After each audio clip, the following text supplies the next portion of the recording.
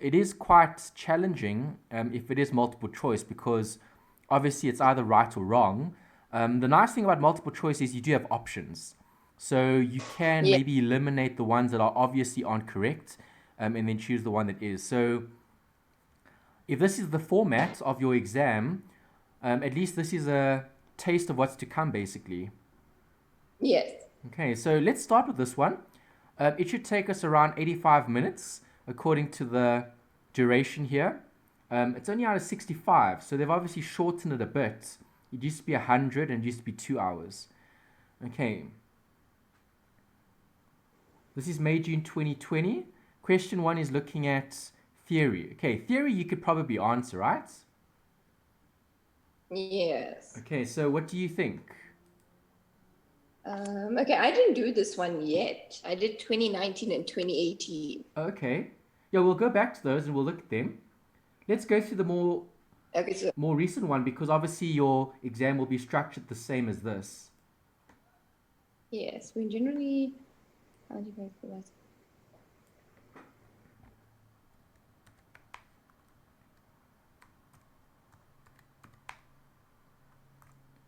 Okay, so if you're looking at the question, you can see they're focusing on reporting standards, right? You've got when GAAP applies to a specific country, the reference to this country is included in the name of the GAAP. In South Africa, International Reporting Standards, IFRS, is an ultimate financial reporting standard for state-owned entities like Eskom. Okay, in instances where a standard is in conflict with the conceptual framework, the requirements of the standard must be adhered to. Number four, IFRS deals with the recognition, measurement, presentation, and disclosure requirements of financial statements, and the standards are based on the IFRS conceptual framework for financial reporting. Right, which option to I you? would say is incorrect. I would say one Which option is incorrect? Okay, is so incorrect. incorrect means three are Wrong. correct and one isn't. Okay, so number Okay, four four, is definitely is correct. yeah, number four is definitely correct.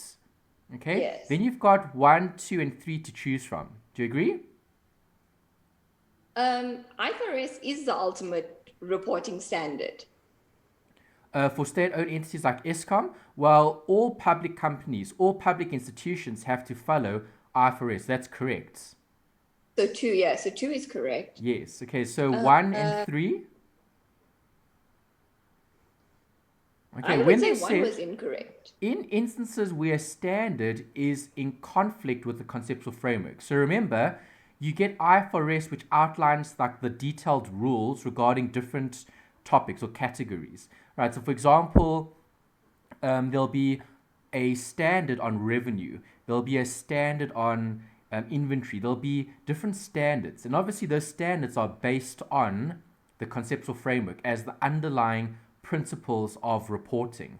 So if the standard is in conflict with the framework, then the requirements of the standard must be adhered to. In other words, the principles will always be more important than the standard. Does it make sense? Okay, what's it based on? Do you agree? Um, could you say that again, please? In terms of what you're doing, so your rules are based on certain principles. So a standard Yes. would be like the rule, and the principles would be the framework. Does that make sense? Yes. Okay, so maybe even just to show you a reference. Okay, if you go to the textbook, let's see where they would cover this. They would cover this in first two chapters, establishment of financial statements. In one of those chapters, they're going to be describing the conceptual framework here on page 6, right at the beginning of chapter 1. If I go to page 6, you'll see here the conceptual framework can be described as a group of interrelated objectives and fundamental theoretical principles that serve as a frame or reference, okay, or frame of reference for the financial accounting and more specifically the reporting.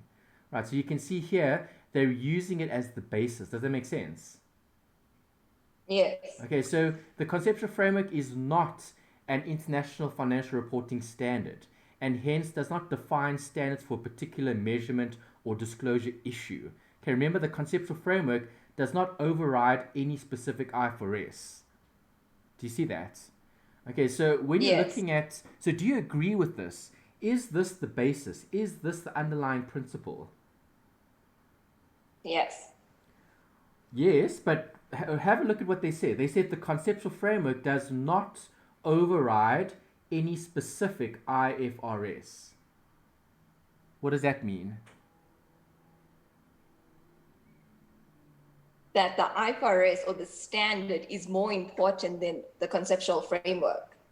Well, yes, they're equally important, but obviously the one can't be allowed to overlap or override the other.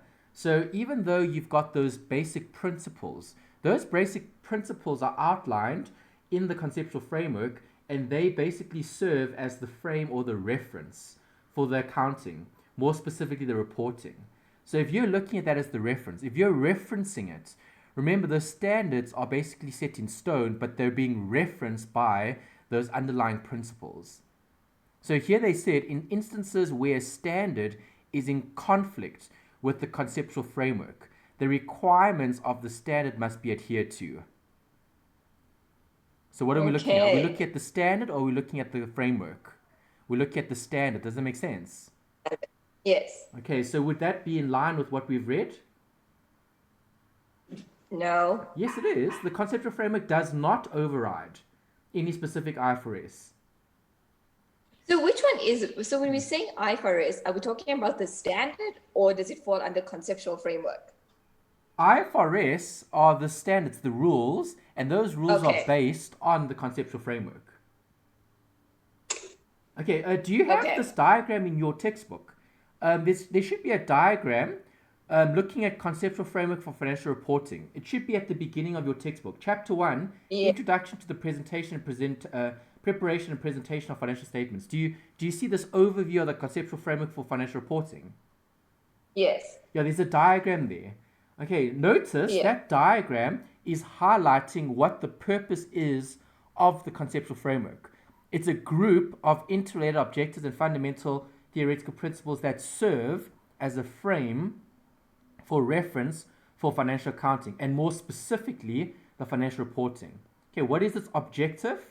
Providing information that's useful to different users, okay, investors, lenders, etc. Then you've got these assumptions, the general purpose, and then the accruals. Okay, then they said provides useful financial information which is enhanced by, and then they provide you with different characteristics. Do you see that? My one just has the basics 1, 2, 3, where it says conceptual framework, presentation of financial statements, and financial instruments. Okay, okay. So your diagram's a bit different. Yes. Okay, so if it's a bit different, let me see if I can find this page here. Do you have an introduction in your textbook that talks about Yes. the conceptual framework? And Okay, but I then, think I found this that you're looking at. It says the IFRS conceptual framework for financial reporting. Is that the one you're looking at? yes, well, there should be a heading that talks about the conceptual framework. And then if you page on, then you should see IFRS. Let me find the IFRS.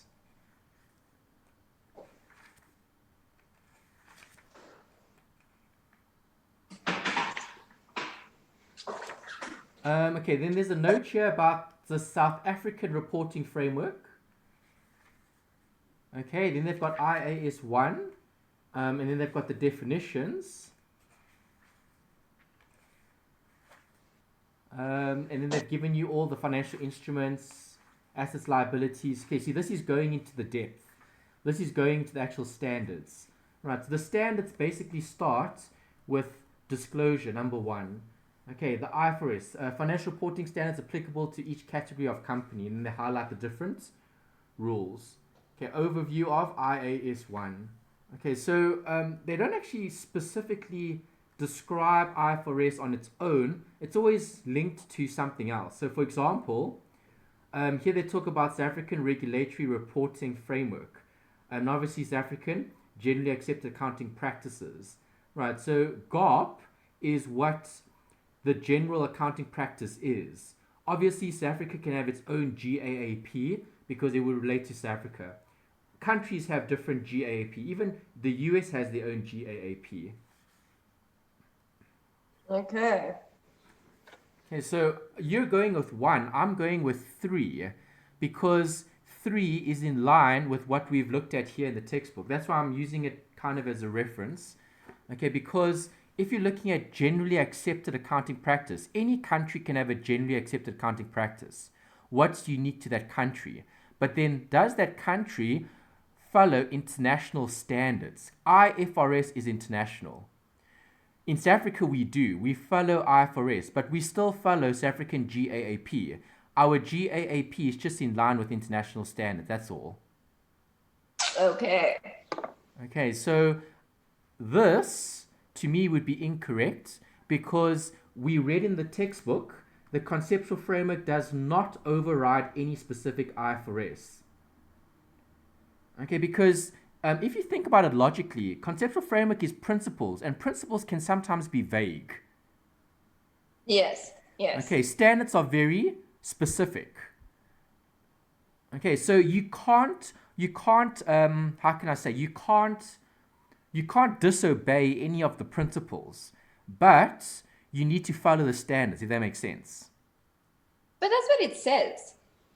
It says in instances where the standards is in conflict with the conceptual framework, the requirements of the standards must be adhered to. Exactly. So you must so follow you're following the standard, you're not following the framework. Because the So standards... that's correct. Pardon? So that's correct.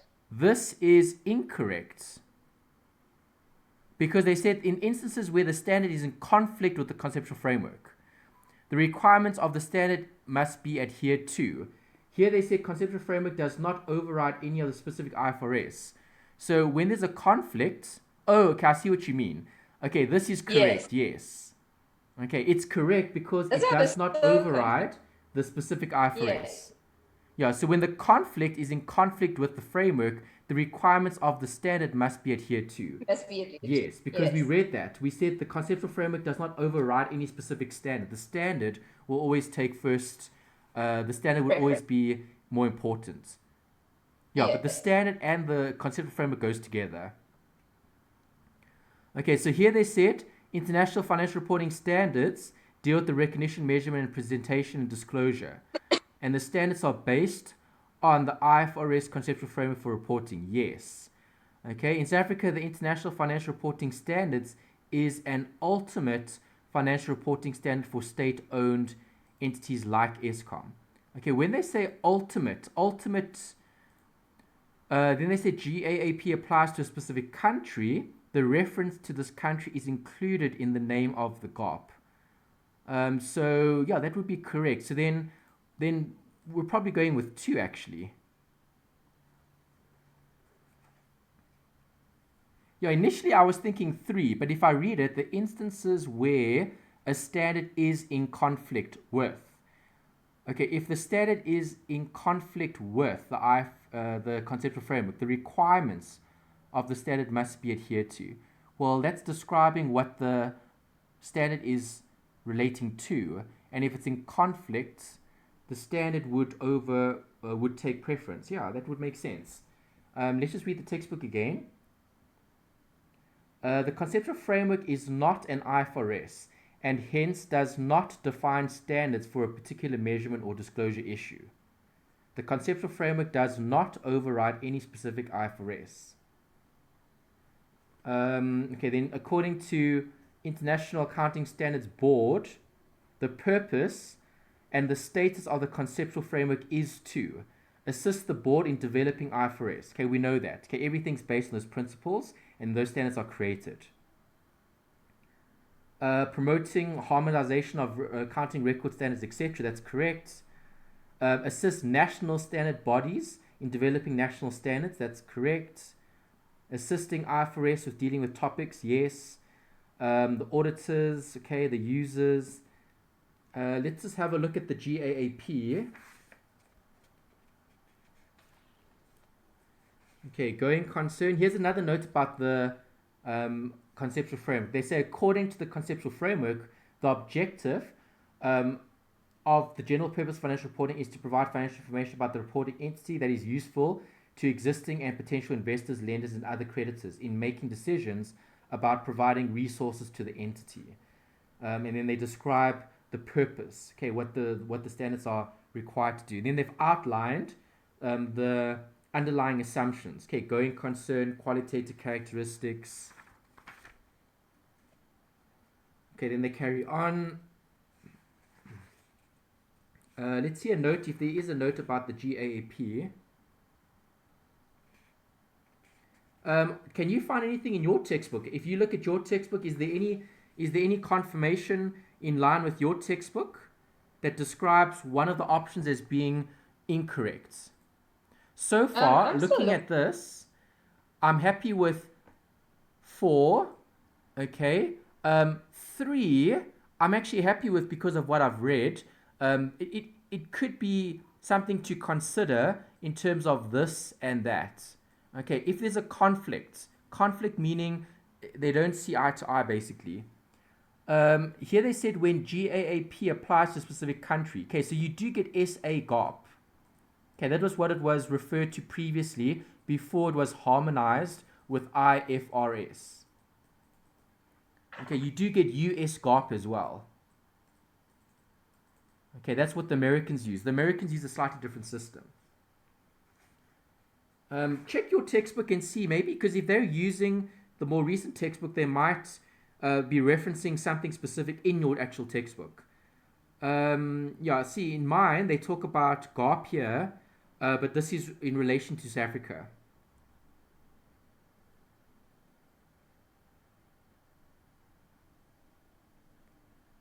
When looking for something that confirms it, 100% confirms it.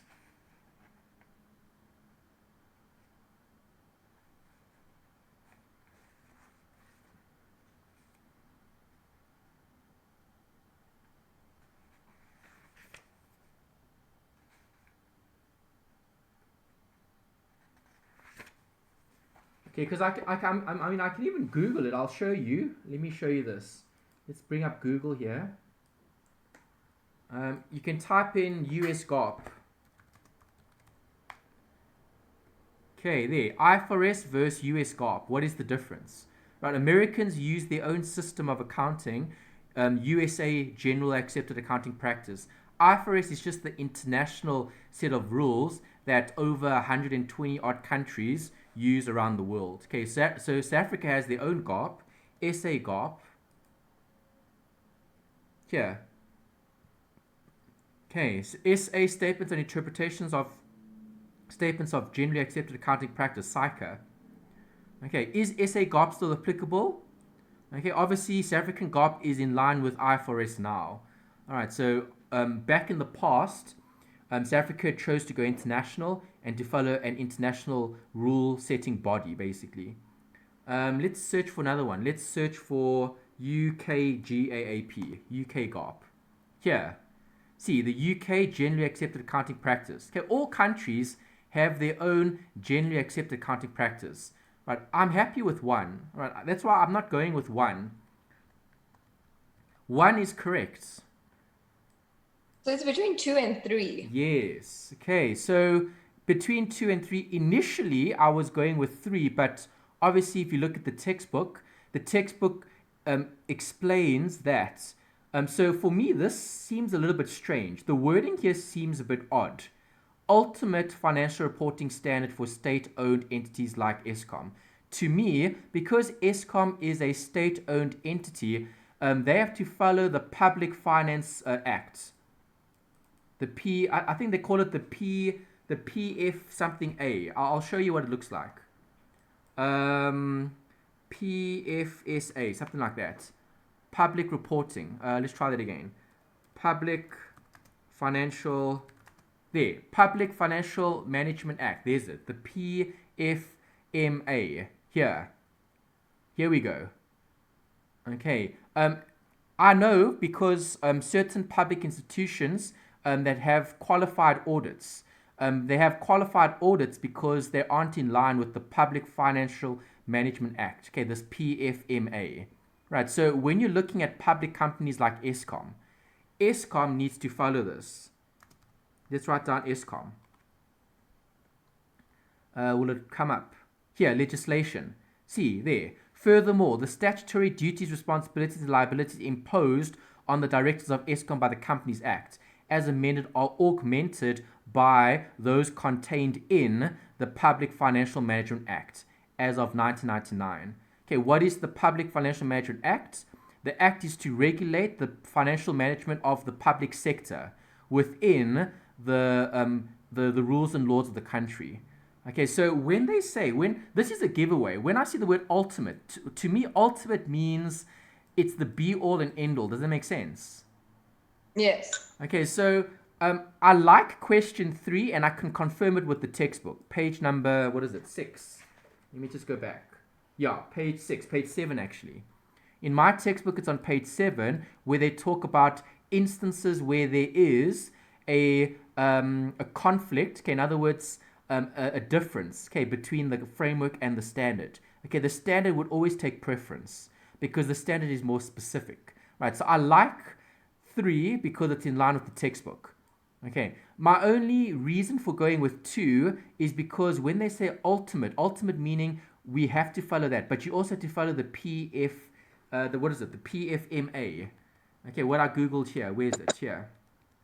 That's my only reason for going with 2, because public institutions like Eskom, SAA, Transnet, all of them, okay, all of those public financial institutions don't only have to follow IFRS, they also have to adhere to the Public Financial Management Act. So that's my reasoning for going with 2 as being false. It's not the ultimate. Ultimate meaning it's the be all and end all. Okay, so I would say option 2 is incorrect because public institutions like Eskom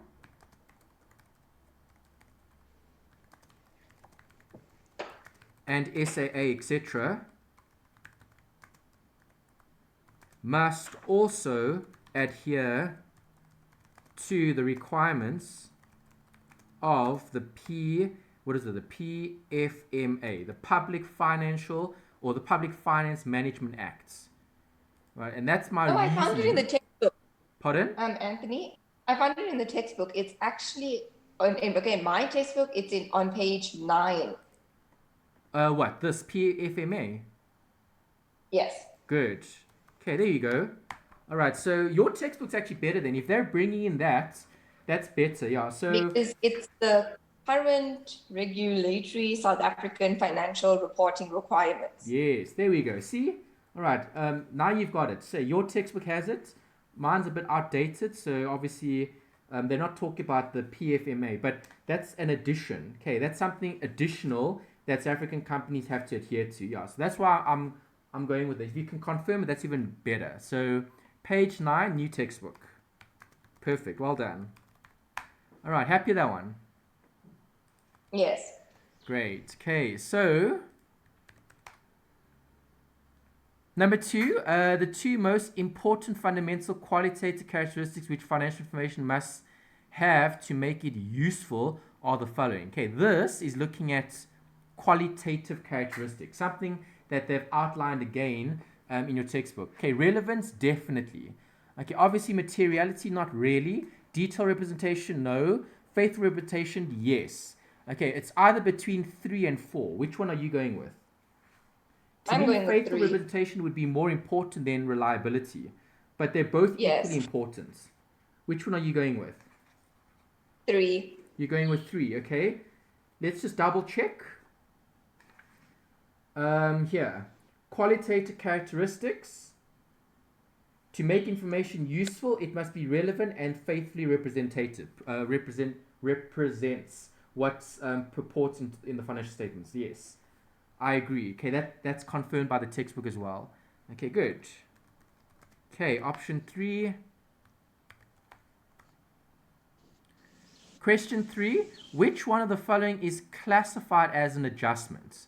Recording the payment of an accrued expense, recording the depreciation for the year, recording the credit losses recovered, writing off additional credit loss.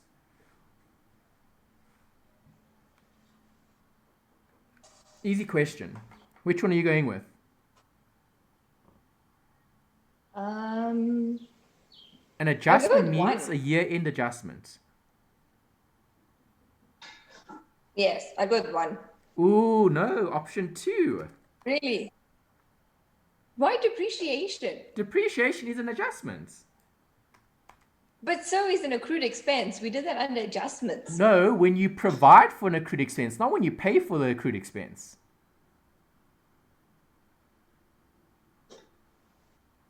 If I'm paying an accrued expense, that means I have a transaction that's recorded when it happens. So you can have accrued water and light, and then you pay for it. So then could you not be writing off additional credit loss? That would be an adjustment. Writing off an additional credit loss occurs when you write off the credit loss. An adjustment only occurs at year end. Depreciation is provided for at year end. Because depreciation is disclosure. It's updating the assets to reflect the actual worth at a particular moment in time. A depreciation is not a transaction. Okay, depreciation is an adjustment. Okay, these are transactions. Okay. If I record a payment of an accrued expense, that's a transaction. If I record a credit loss recovered, that's a transaction. If I write off a credit loss, that's a transaction. The moment it takes place, I record it. The depreciation is provided for. Okay, I get it. Okay, let's just see here. Okay, in your textbook, they don't group it into categories. In some textbooks, they have a chapter just called adjustments, and then they even put depreciation in there.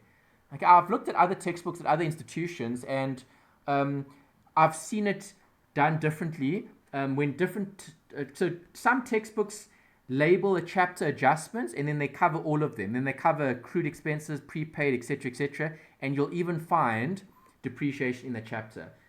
Here, it's part of disclosure, so you'd have to look for it somewhere in chapter 2, potentially. Is it in your textbook? Have you found it somewhere?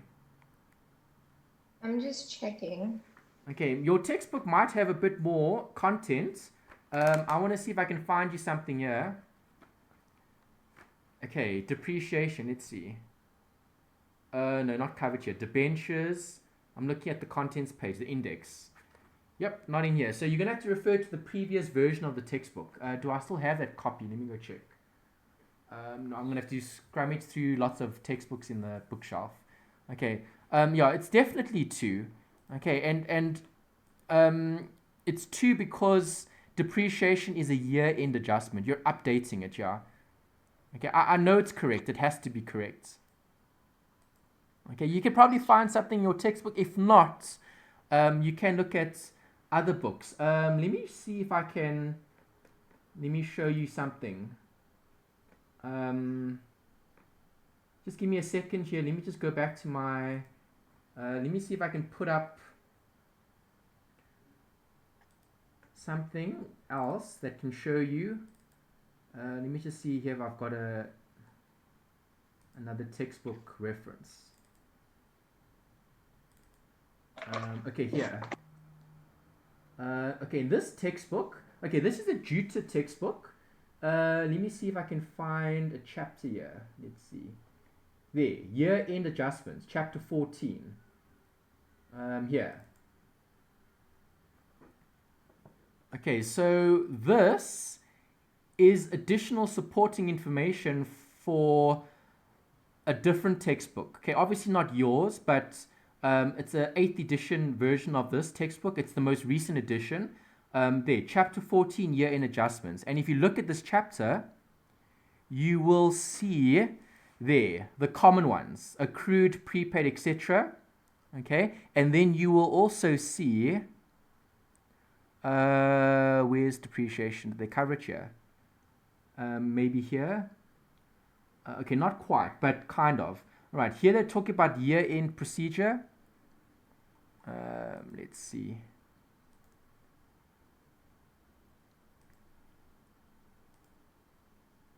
Okay, these notes don't really help us much, but they're referring to the textbook. See, various adjustments. Okay, page 370 to 379. Let me grab the textbook. Okay, in this textbook, on page 370, let's see, where is it? Here, page 370 to 379. Okay, they're saying look at these other transactions. Okay, I'm paging through. All right, I can see obviously prepay, accrued, income received, advance. Okay, then I have errors here. Okay, and then I've got year-end adjustments. Okay, and then here in the year-end adjustments, the illustrative example, okay, you can see here depreciation, additional information. Depreciation on plant and equipment is calculated 15% per annum. And then if you look at the requirements, they say prepare the journal entries for the year-end adjustments, and depreciation is even provided for as a journal entry. It's definitely option 2, 130%.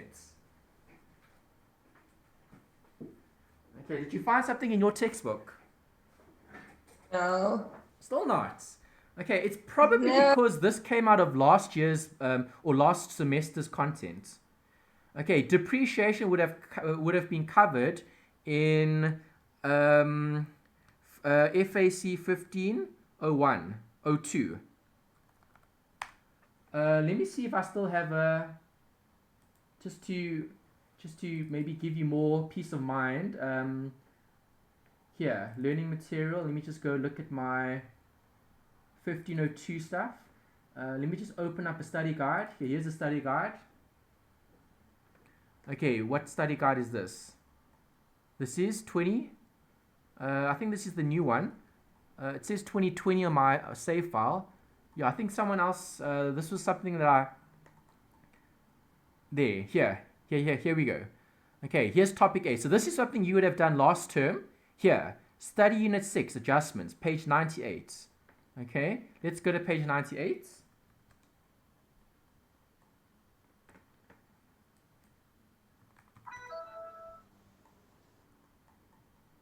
There, adjustments.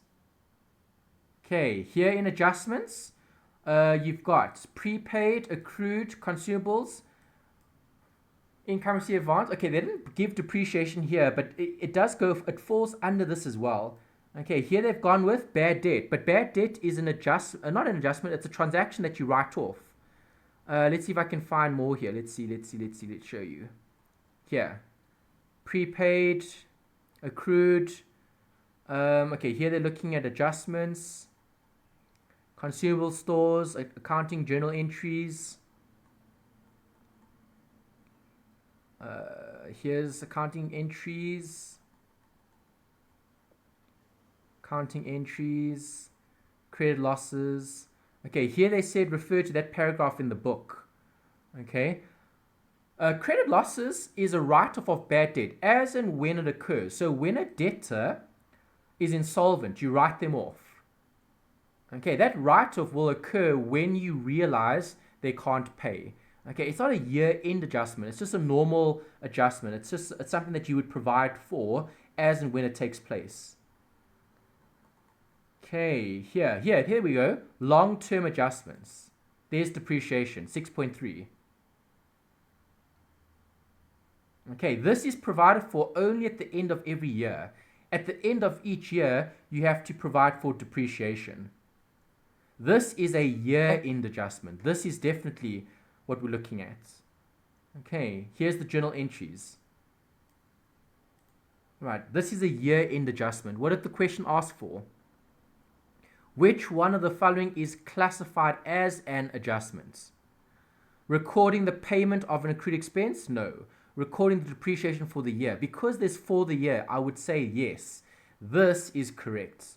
More correct than any of the others. Recording credit losses? No. Okay, credit losses recovered as and when that takes place, you record it. If I write off additional credit loss, when it takes place, I write them off. Okay, that's just a normal transaction that you write off. Okay, number 2 for me is correct.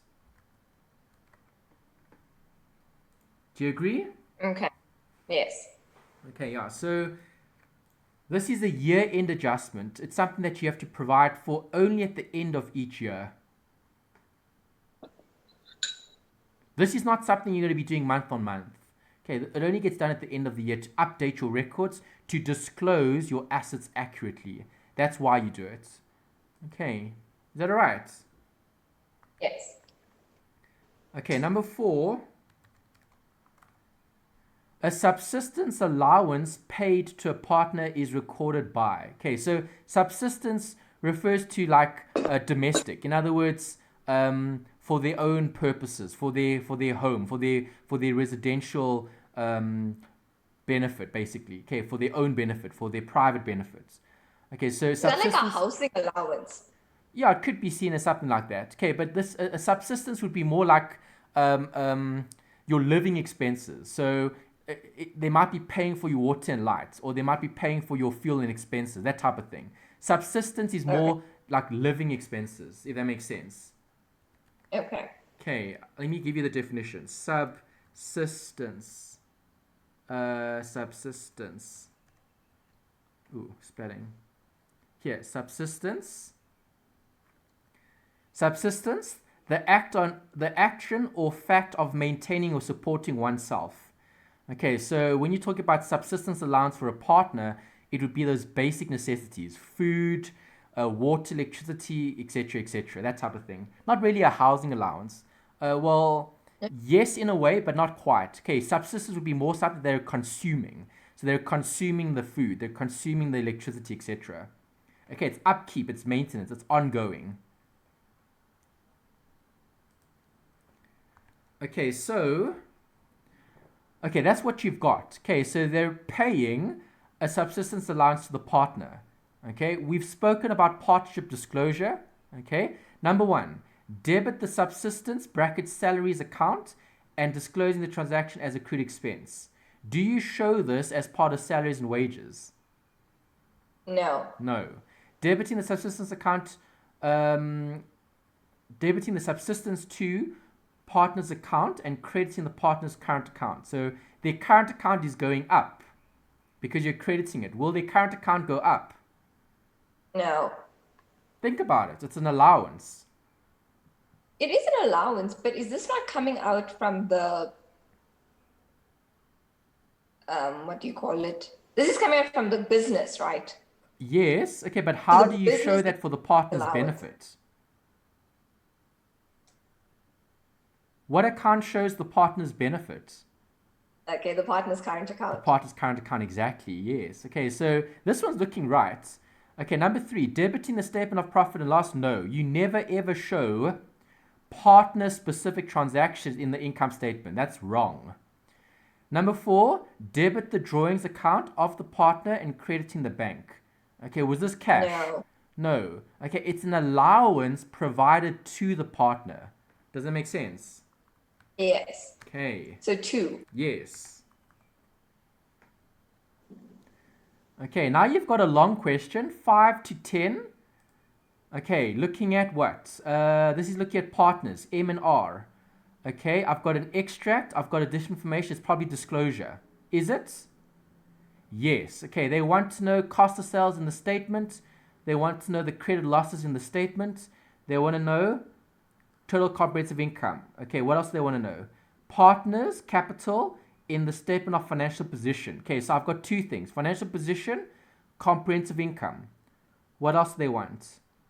Balance of the current account. So they want SOCI as well. Okay, and then okay, well, this we can actually put on the face, the current account. We can put on the face of the statement of financial position.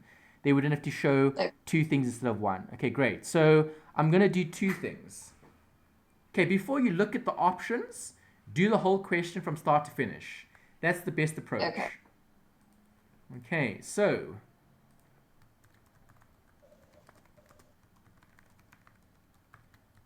disclosure for partnerships. Okay, statement of comprehensive income.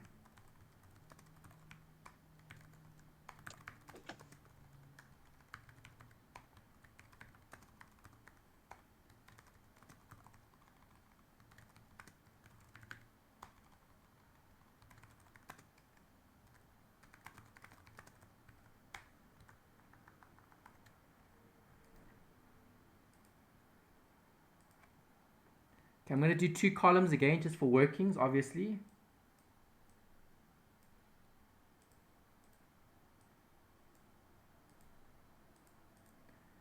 Okay, and then I'm going to look at disclosures. Statement of financial position. Okay, and then here I need to disclose assets.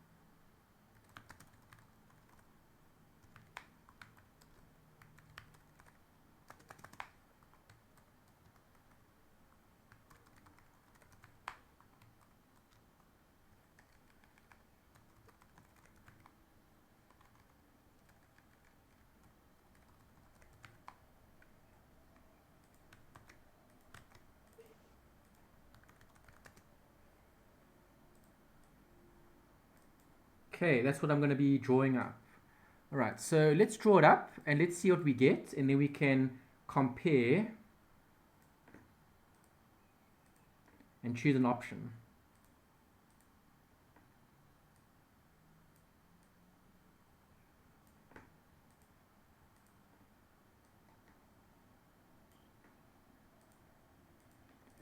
Okay, great. Let's have a look at the question. All right, so capital, that goes here. Equity, oh, okay, I need more lines here because we're going to show it on the face. Okay, I'm not going to draw up associ, it's not necessary. I'm just going to do it all here. Or do you want me to do it? Up to you. Do you want me to draw up columns?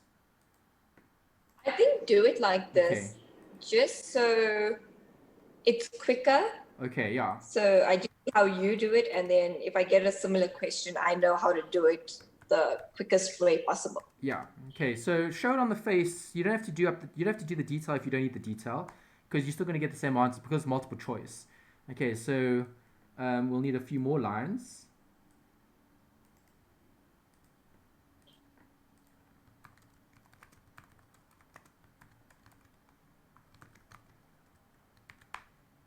Okay. Oh, you've got drawings as well. Okay. Lots of stuff here.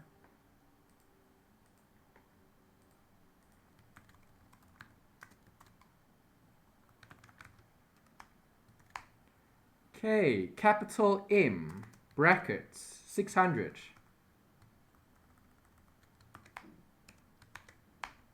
Capital R same. 35 Yes. for M. 50 for Negative. R. Oh, it's a debit balance. Be careful. Debit Yes. means minus. Yes.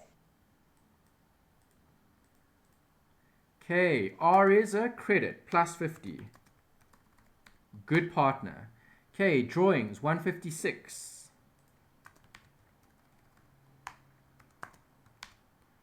One six zero 400. Okay. What else? Land and buildings. Okay, land and buildings.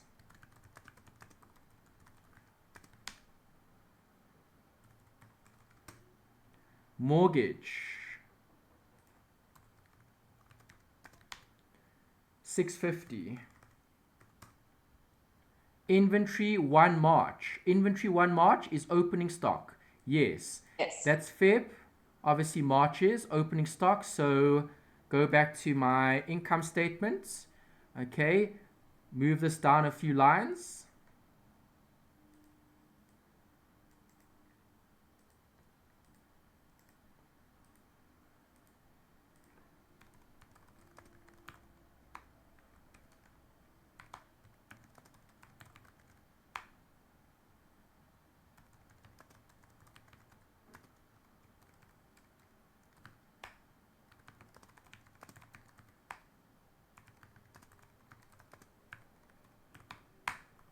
Okay, so they gave me this figure.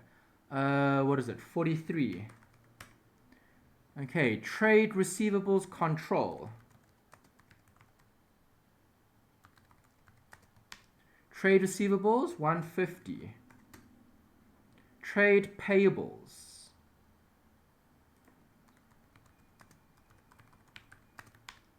Trade payables, 65. Purchases,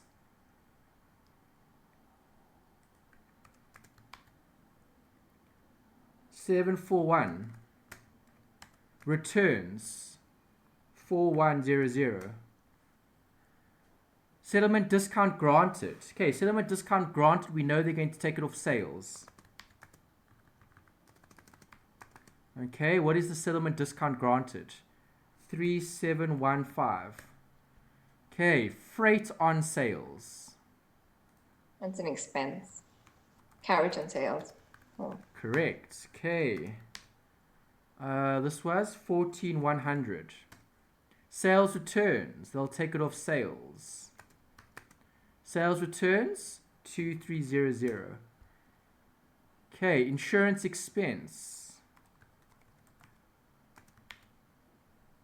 48160.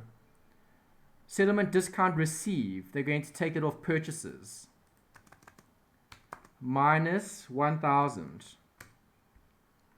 Allowance for credit losses, negative asset off your receivables. Yes.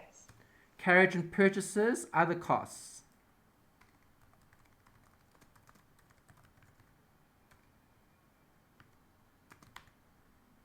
$200. Gross profits given as. Okay, that's odd to give you that amount, but anyway. Yeah, what to say. Okay, 550,500.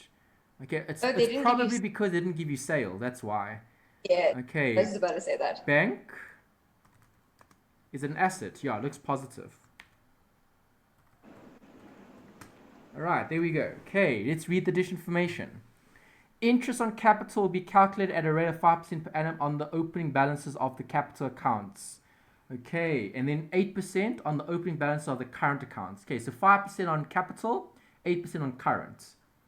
Okay, so capital, current account M plus 5% of 600,000. Okay, this was bad, eh?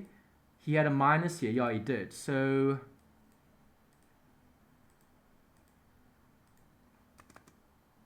minus, open brackets, 8% of, what is it, negative 35. Of 35. Okay, close brackets, close brackets. All right, this 5% is also going to apply to the other partner. Okay, so he's going to get 5% of his capital, and he's going to earn, so plus 8% on his 50. Okay, good partner. You can get something more. Okay. All right, was that it? Yeah, that's it. Okay, next. Interest will be charged at a rate of 5% per annum on the balance of the drawings account. Okay, so if it's the balance of the drawings account, you're adding interest on that figure. Okay, so drawings for M and R were made on the 1st of March. Was that the start? Yes. Okay, so it's the whole year. That's fine. Okay, so more minuses here. Okay, minus 5% on drawings. 5% off 156. Okay.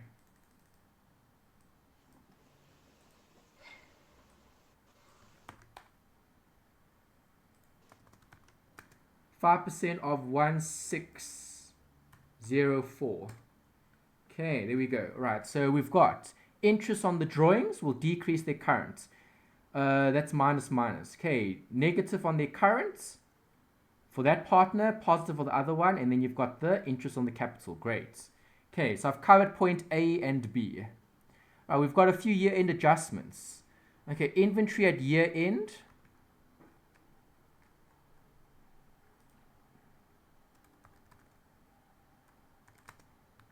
Inventory at year-end is 65. Closing stock, 65. Okay, due to the impending lockdown implications of COVID, debtor owing 3 is written off. Okay, a debt of 1.8 written off in the previous year had been recovered. Okay, so obviously bad debts recovered and bad debts or credit losses. Okay, the credit loss was for 3,000 and the bad debts recovered was for 1.8. All right. Obviously, they said this wasn't provided for. Hey, must be written off. Okay, so if it must be written off, your trade receivables will go down by 3. Okay. A debt of that written off in the previous had been recovered and the payment is expected to be received. Okay, expected, so it hasn't been received yet. So accrued income. Bad debts recovered.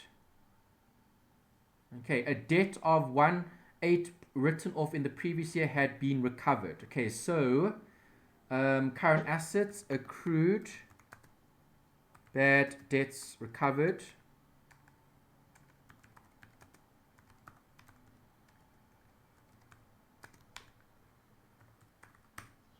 Okay, great. I've got my debits, I've got my credits, everything's good, yes. Okay, the allowance for credit losses must be adjusted to 1.5. Okay, what is the existing allowance? Okay, 19. So the 19 needs to go down. Minus 400. Oh. Okay, so if I'm minusing 400 from the allowance, I'm debiting the allowance and I'm going to credit the expense. So your credit losses will be going down by 400. Okay, you're adjusting for the provision or the allowance rather. Okay, so you're debiting the allowance for credit losses and you're crediting the bad debts. Okay, I'm reducing the allowance. I'm making it 1.5 from 1.9. Okay, so that's fine. That's complete. Okay. C Supplies was offered a discount of 10% on an amount of 9.5 owing to a supplier, provided the supplier is paid before the 28th of Feb. Okay, C Supplies intends taking advantage of the discount. The transaction is yet to be recorded. Okay, so C Supplies is obviously our business. Okay, Yes. Our business is providing for a discount that hasn't taken place yet. Okay, this is what type of discount? Discount that's received. Okay, so you're going to debit the provision for a settlement discount received. You'll credit the discount received. Okay. So I'm going to provide for a provision that's going to offset my amount owing. So what is the amount going to be? Let's check. What is it? 10%. 10% of 9,500. Okay, so that's 950. All right, and obviously it's going to take place. So the debit provision for settlement discount received would come off your trade payables. Okay, minus 950. All right, and then you would have a discount received of 950. That would be disclosed as part of your income statement. It's a discount that we're receiving, so it's going to be part of your 1,000 here. So you're going to minus 950. Okay, because remember, discounts that are received will be offset against your purchases. Yes.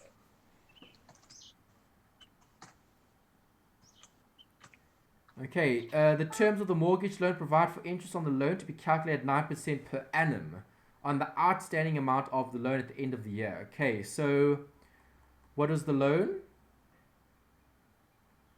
Oh, let me just go look at it. Here's it. Here, the loan.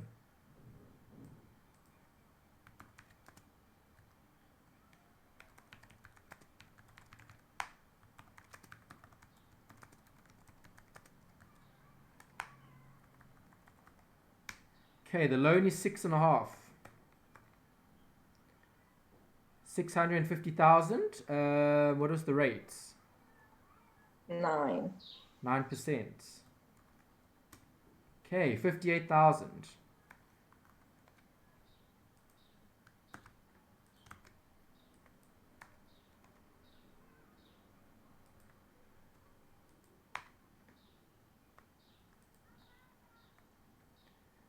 Okay, maybe you can say profit before financing costs.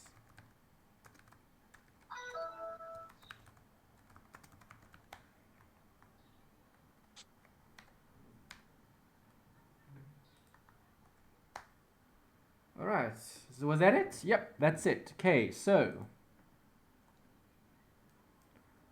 all right, sales I don't know, but I can work it out. I can work backwards. Okay, so I first need my cost of sales. Okay, cost of sales will be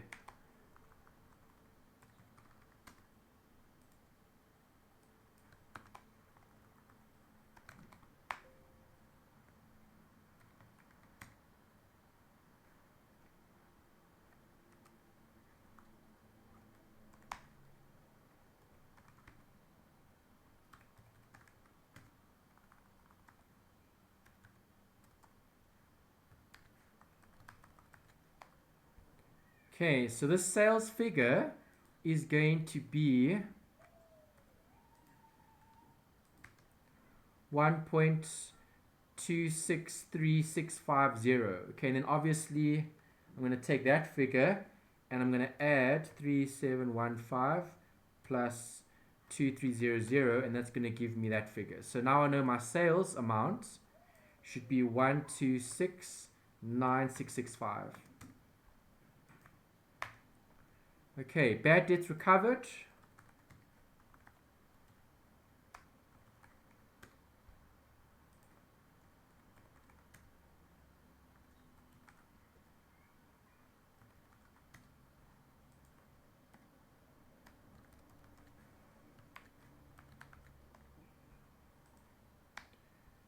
Okay, gross profit plus other income minus other expenses gives you that figure, and then obviously minus the financing costs. Okay, and then on this side, land and buildings.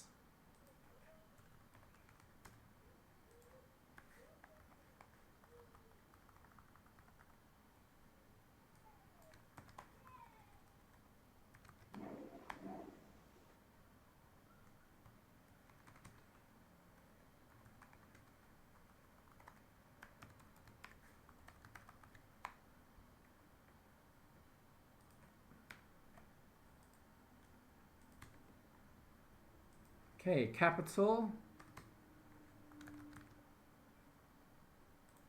current accounts,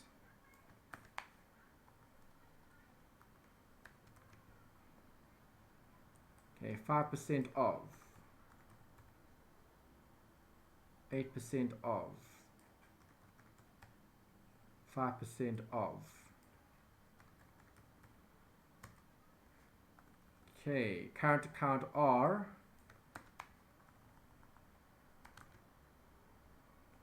5% of, 8% of. All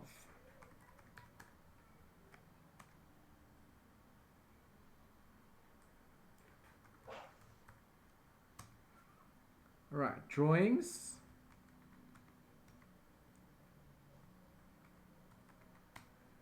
Okay, all right, this profit is going to be attributable to the partners. So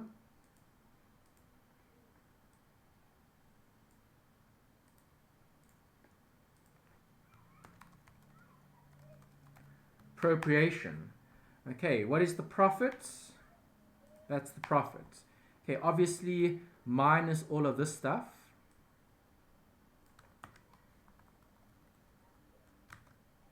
Okay, so you're going to have a minus for that.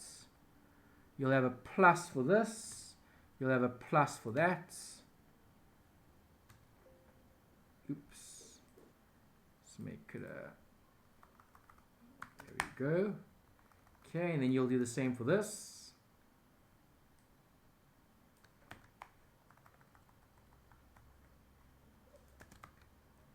Okay, it's going to be a minus for that. It's going to be a plus for this. It's going to be a plus. Ooh. Ah, come on. Okay, I'm going to have to scroll. Plus. Okay, perfect. Okay, so that's going to take care of the appropriation. So what is the appropriation amount going to be? Let's work out the figure. 5% of, 8% of.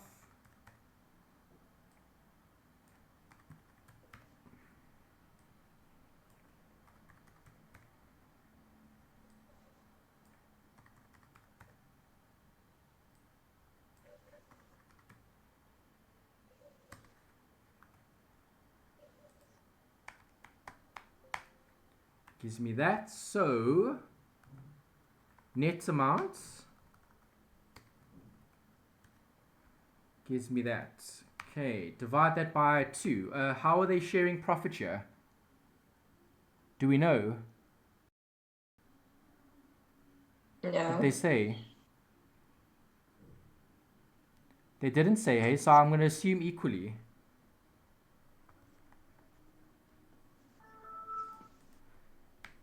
Divide by 2.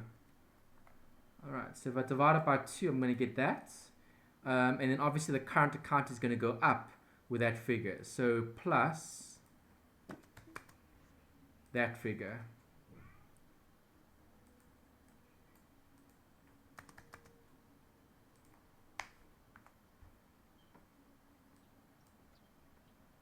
Okay, I'm going to round it off.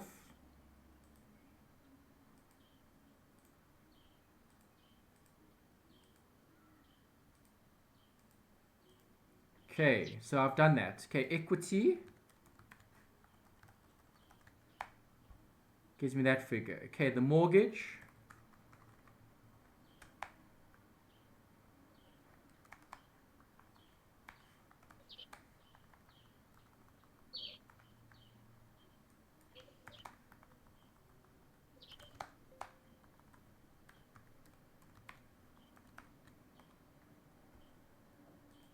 okay, equity plus liabilities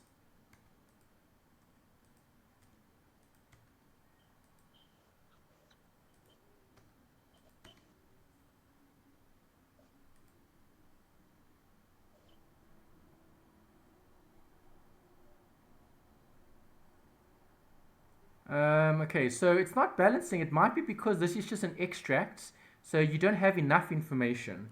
What did they say here? Yeah, it's an extract. Okay, so obviously it's not going to balance. All right, so yeah, so don't worry about that. If it was a trial balance, and then it would balance, and then you could see the same thing here. Okay, obviously I know that this is not going to work because I can see the amounts are off. Okay, and I checked it. Okay, it is an extract, so there is missing information here. All right, so let's see options. Okay, so number 5. Which one of the following alternatives represents the correct amount that must be disclosed as cost of sales in the statement of profit and loss? Cost of sales.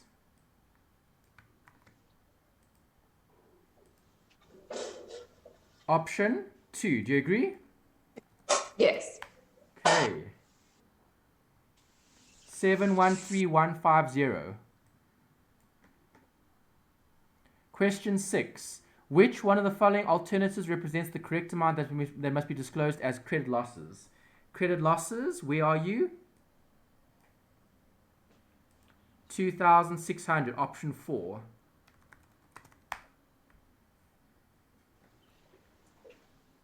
Number 7.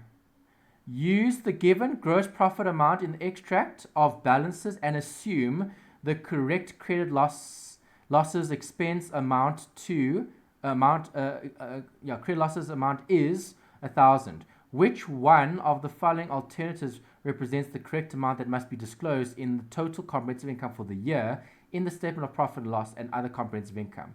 All right, so what they're telling me, what did I get? I got 428940.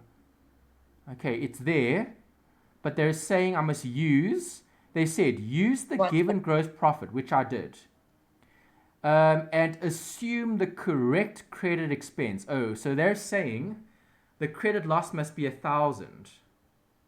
Okay, so I can't choose that option. So what I have to do is I have to copy paste this.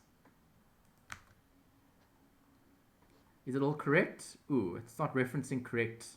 Let me undo that. Let me paste the values. Okay, there we go. All right, let me just paste the format as well.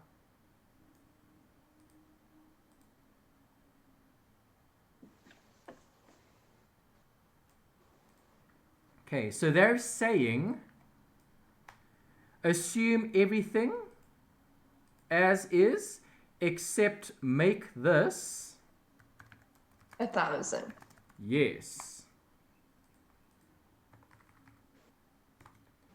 Okay, so I make that 1,000. Ooh, I do need formulas actually. Okay, so let's try that again.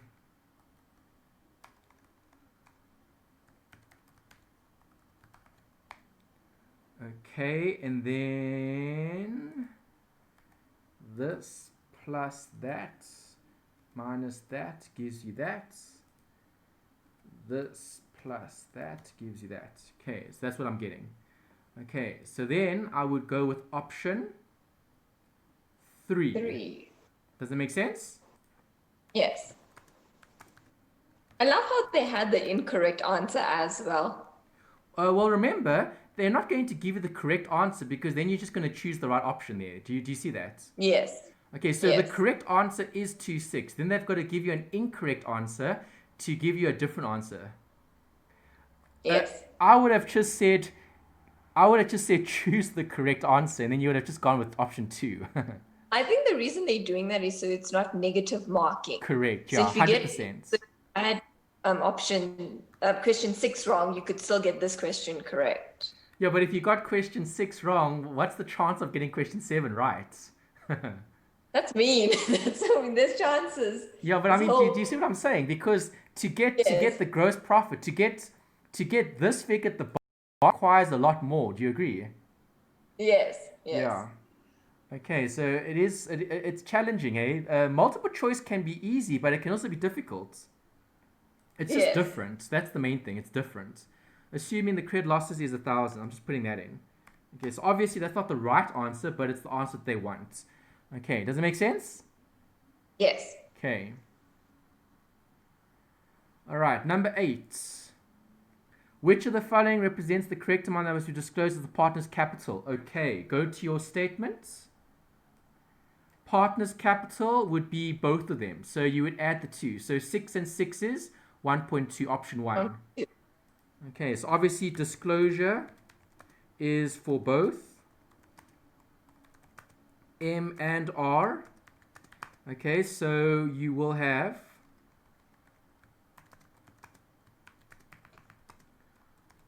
option 1. Okay, 1.2 million. Does it make sense? Yes. Okay. What question was this? This was 8. Okay, question 8. Question 8. All right, next. Number 9. Assume the correct total comprehensive income for the year is that. Which one of the following alternatives best represents the correct balance of the current account at the end of the year? Okay, so they're telling me, all right, so 62800. That's what I want. 62800. All right, so again, copy paste.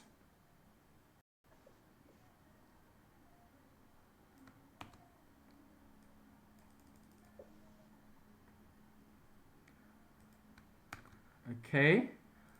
All right, so all of that's going to stay there. Let me just check if it's the right figures.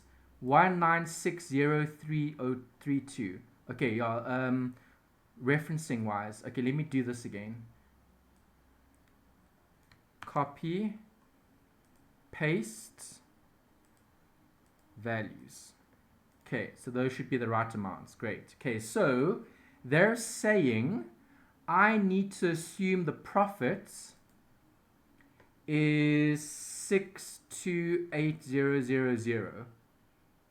Okay, that's what they're saying. All right, so they want me to use that profit. Okay, then I'm going to obviously provide for all the amounts. Okay, so interest on capital will come out of the profit. Interest on negative drawings will add to it. And then you would subtract, no, you would add interest on drawings. That's correct. Okay, minus that. Why is there a plus here? There should be a minus. Oh, okay, I see a mistake here. Okay, this figure, this plus 8 shouldn't be a plus 8. It should be minus. Okay, because it's the opposite. Okay, because it's plus 8 for that part, and it's gonna minus from the profit. And then that one's a plus, and that one's gonna be a plus. Yeah, that's correct. Okay, so that means this needs to change.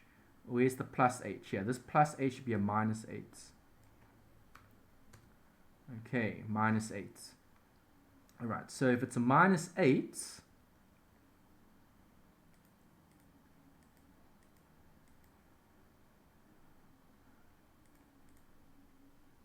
it's 628.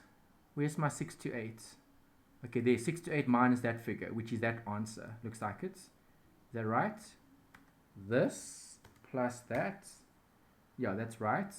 And then divided by 2. Okay, yeah, I assumed it was 50-50. Okay, so if it's 50-50, each partner is going to get half of that. So that's the answer. Okay, great. So that means those figures there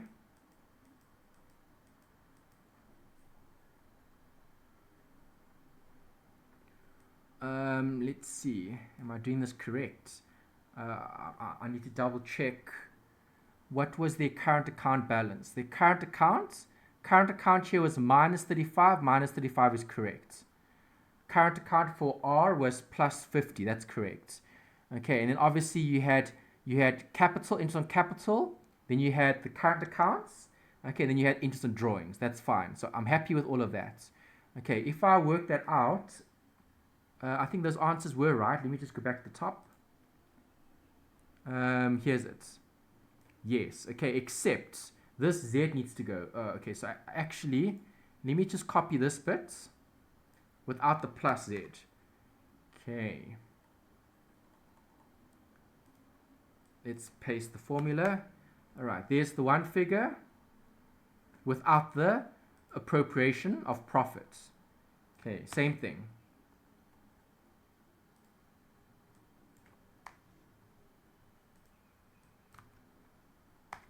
All right, there we go.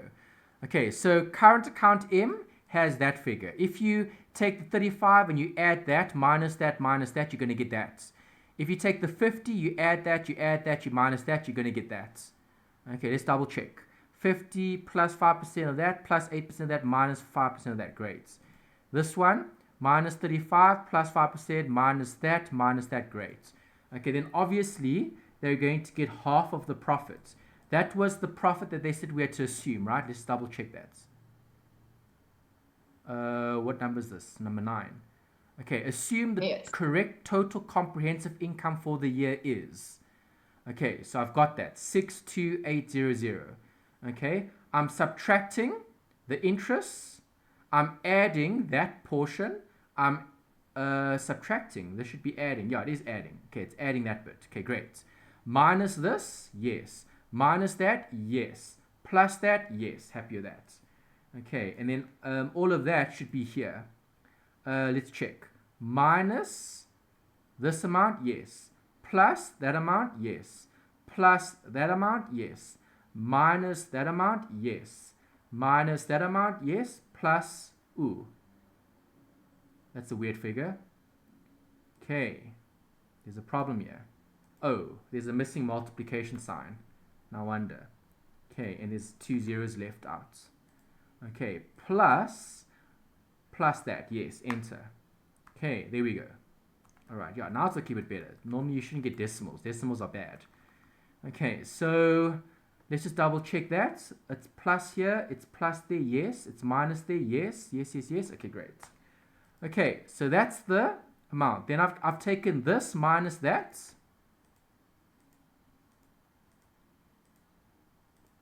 Gives me this, which I'm going to appropriate. Okay, assume 50-50. Okay, if I divide that by 2, I get that. Okay, then I've got to update those figures. Okay, so M's account, this account will have a plus that figure. Okay. And this guy will have plus that figure. Okay, right. So I'm getting that answer. Not an option, so there might be a mistake here. I think let's check this again nicely. Okay, 5% of 600,000, that's correct. 8% of 35,000, that's correct. 5% of 156,000, that's correct. Okay, minus 5% of 600,000, yes. 8% of 50, yes. 5% of that, yes. Okay, let's check this figure. Okay, is this 5%? Oh, hold on. Maybe this minus is a problem. I think the minus needs to go there. There. Minus 5% of 600,000. Okay, plus 8% of 35,000. That's correct. Plus 5% of 156,000. That's correct.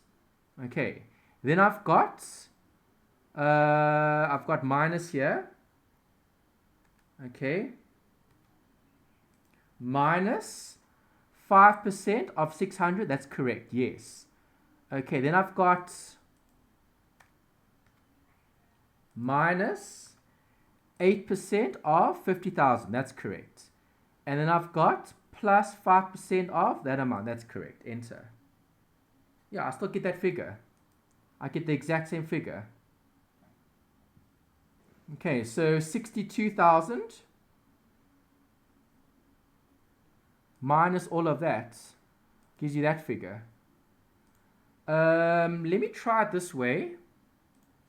Let's put the 62 here. 628000 minus, open a big bracket and then close the bracket at the end. What do I get? Yeah, I get that. And then divide that by 2. I get that.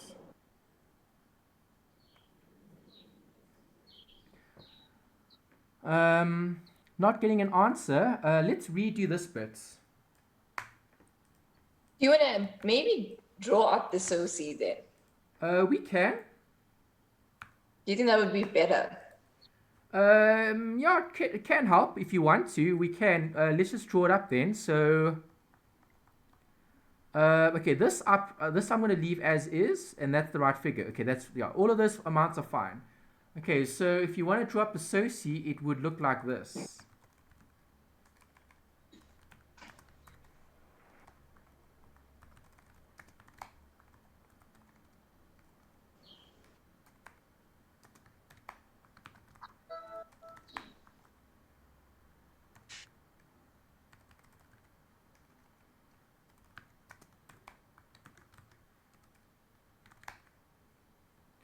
Actually, maybe that was the right answer and they just took out the drawings.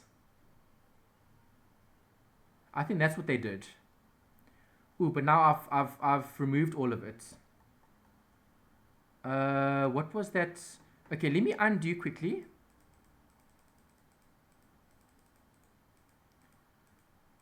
Here. Yeah, that was what I had.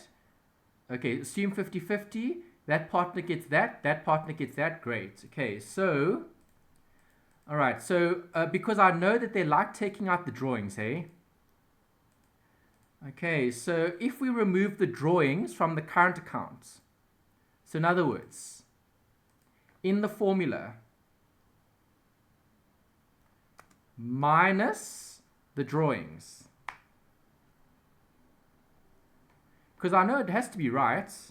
That's the only thing I can think of. Instead of redoing it all again because it's not necessary. I know it's correct. Okay, minus the drawings. I get that. Is that option there? Yes, it is. Okay, there's the answer. Option 4. Do you see it?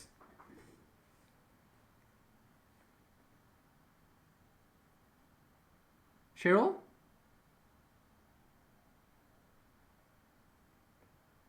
Cheryl, can you hear me? Are you still there?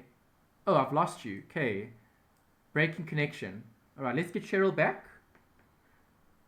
Yes. Okay, so I went back. Okay, this working was correct. Okay, the only thing that I could have thought of was the drawings. The drawings they might have taken out of the current account. That's what they probably done. So when I did that, there's the drawings. See the drawings? Yes. I took out the drawings and then you get an option. Okay, you get option 4. Okay. Okay, do you see it? Yes. Let's use purple. All right, so yeah, the working we did was correct. I didn't want to do the SOCI again. So I think where I lost you was that discussion. I said, I'm not going to do the SOCI again because I know it's correct. So why do it again? I just backspaced and I thought about it and I said the drawings were separate, but they didn't. Well, they normally take out the drawings from the current account, which is what I assume they did. And if you do that, you get the right answer. Okay, so offsets the drawings with the current account.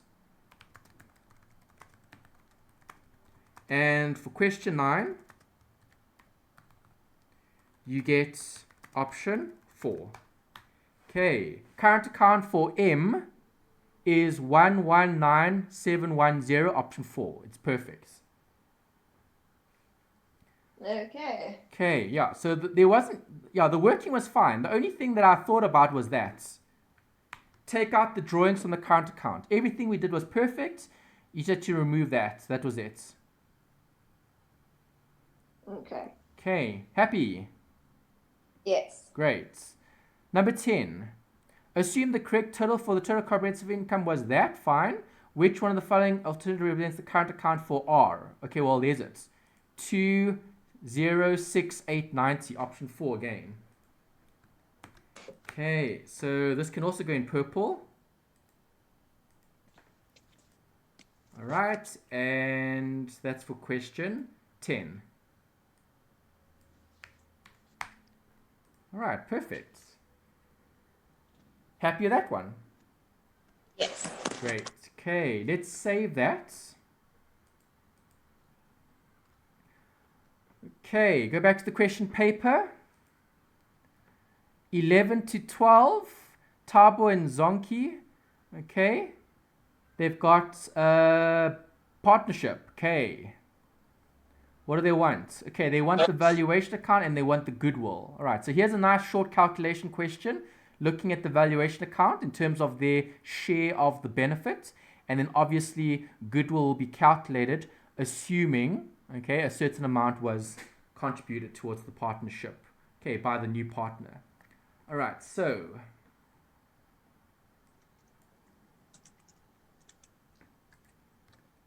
question 11 and 12 actually. Okay, partnership.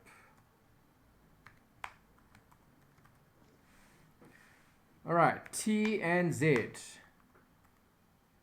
Profits and losses 3 to 2. So 3 over 5. 2 over 5. Do you see that? Yes. Okay. T and Z. 3 over 5, 2 over 5. 3 over 5, 2 over 5. Is that correct? Yeah, it's correct. Perfect. Okay. They agreed to admit M.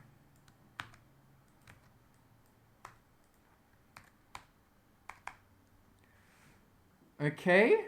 It was decided that M must contribute 150.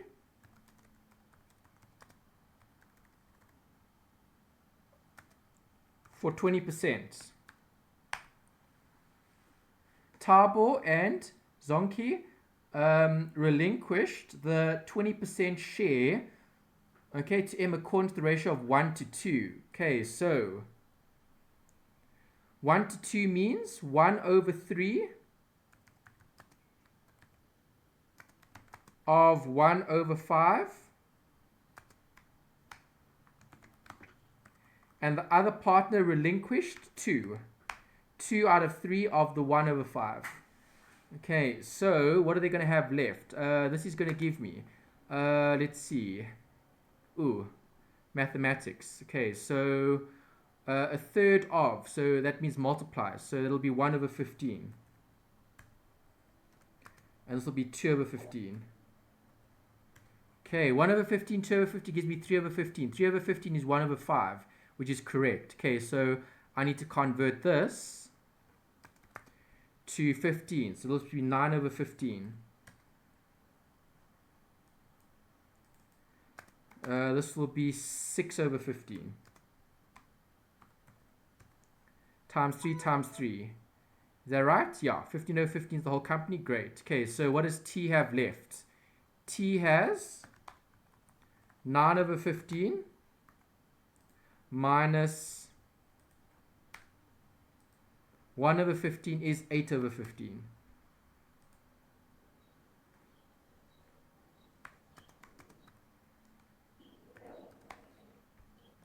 Okay, 6 over 15 minus 2 over 15 is 4 over 15. All right, and this will be 1 over 5, which is 3 over 15.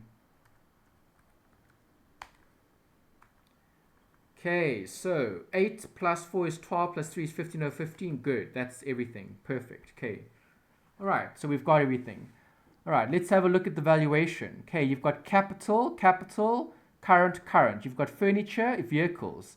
For receivables, payables. Okay, what do they want? Prepare the change in the ownership structure of the existing partnership. The following fair values are applicable. Okay, so obviously furniture, equipment, vehicles, consulting fees, etc. Okay, the partners agree that the partnership will trade under the name MNFP following the admission of M. Right, which of the following alternatives represents the correct share of the valuation account balance at? Okay, so we need to look at the valuation. Furniture and equipment, what happened to it? It went up or down? It went up.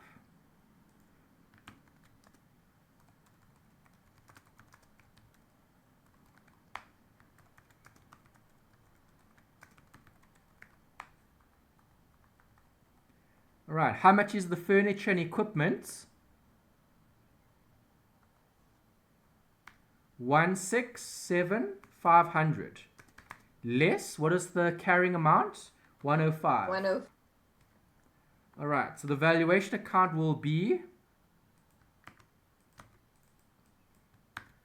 okay, then you're going to debit that. You'll credit the current T and Z.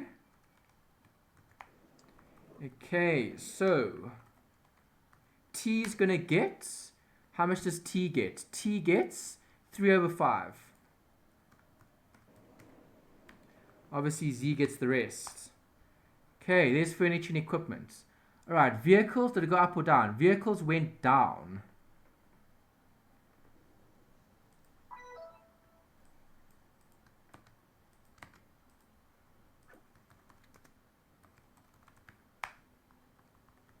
Okay, vehicles went down by how much? 315 less 304,500. Okay, valuation. Debit the valuation. Okay, so now I have to credit the valuation. And I'm going to debit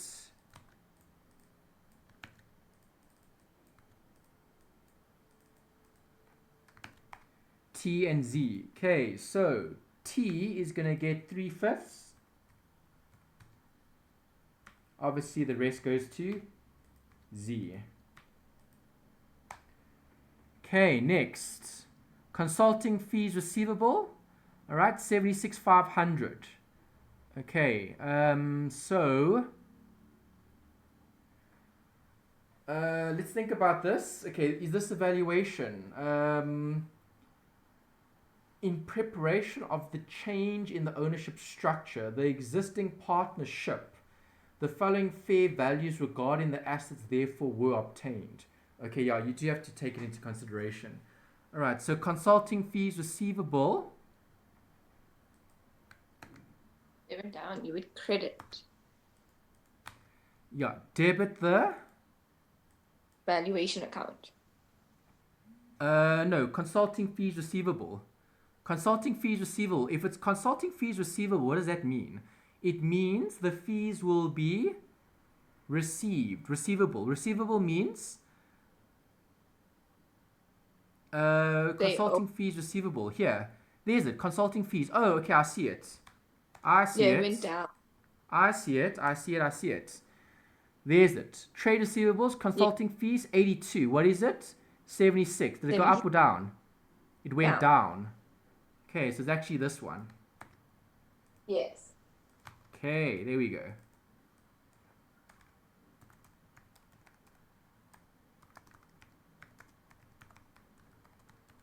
Okay, just got to think carefully and make sure it's correct. All right, amount. What is it? 82,500. What is it now? 76,500. Okay, so decreased by 6. T gets a slice, Z gets a slice. Okay, so total for T, total for Z. Okay, T. Where are you, T? T. T gets plus 37.5. T gets minus 6.3. T gets minus 3.6. Okay, there's T. Z. 25 minus the 4.2 minus the 2.4. Okay. All right, which option? 3. Yes.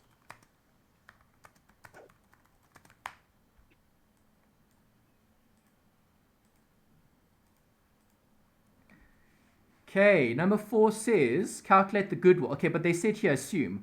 Assume the share valuation account for Z is O. Okay, so this is the share valuation account for Z. Why would you need Z? Oh, okay, I get it. All right, because Z is the existing partner, but you would need T as well, actually. But you'd probably be able to work it out. Okay, it's fine. Which one of the following alternative represents the correct amount for goodwill acquired? Okay, so formula. I need a formula. Okay, let's go back. I think it's total consideration minus the equity of the new partnership, but I could be wrong. I'm just trying to think offhand. Let's rather just look at the notes. This was... Which chapter would this have been? I think number 3. Yeah, number 3 or number 4. I think number 3 actually. Let me just open up my notes.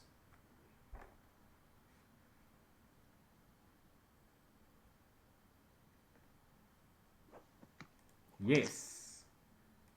Where are you, Goodwill? There. Okay. All right, I want this. That's what I want. Okay, so paste.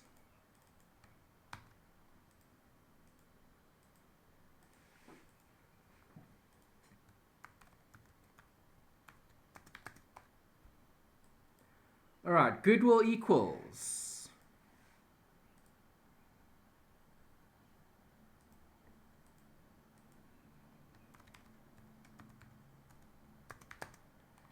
Total 100% consideration. Okay, so how much did he pay? He paid 150 for a fifth.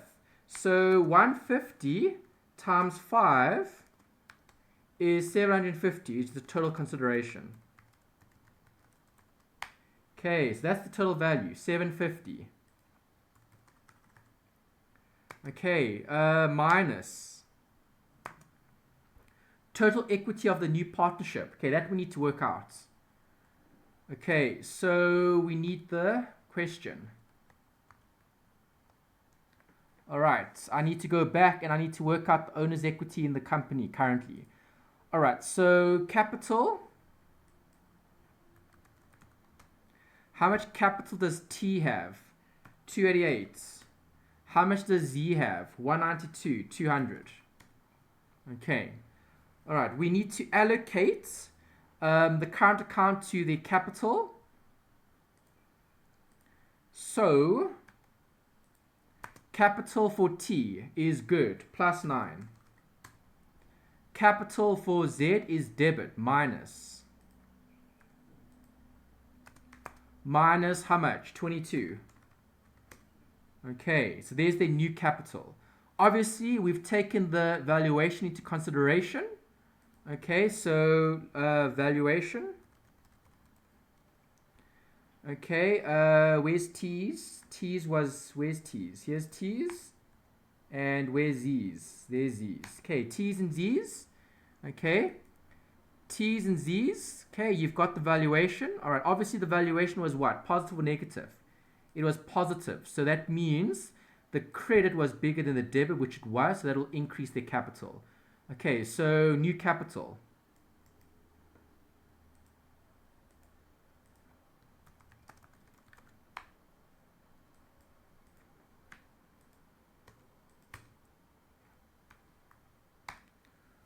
All right, there's the new capital. Okay, so that's the new capital. Okay, and obviously the 150 gives you, sum up, gives you 799.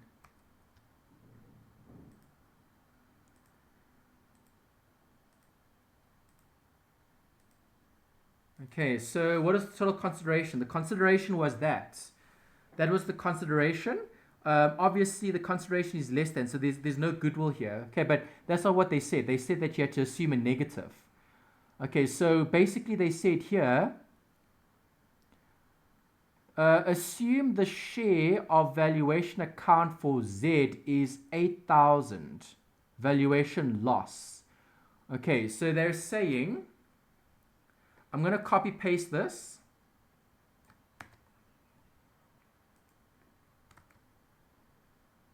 Ooh. I want those amounts though.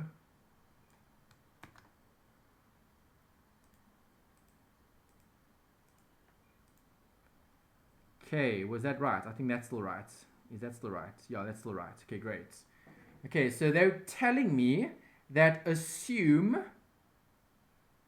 Z's valuation was a loss. So in other words, minus 8 grand. Okay, that's Z's share. Okay, remember, what was the split? The split was 3/5, 2/5. Okay, so obviously if I divide this by 3 and I divide this by 2, I'm going to get that. Yes, I do. Okay, so it's 3/5, 2/5. Okay, so minus 8,000 is equivalent to 2/5. Okay, so what is 3/5 going to be? Minus 8,000 divided by 2 times by 3. 12,000. Okay, so minus 12,000. Alright, so now I've got the same ratio. 3/5 and 2/5 of the valuation. Okay, that's mathematics. Okay, again, let's check it. 12 divided by 3 gives you 1/5. 8 divided by 2 gives you 1/5. That's correct. Okay, so based on what they said in the question, assume a negative 8 grand for Z gives you that valuation. Okay, let's update this.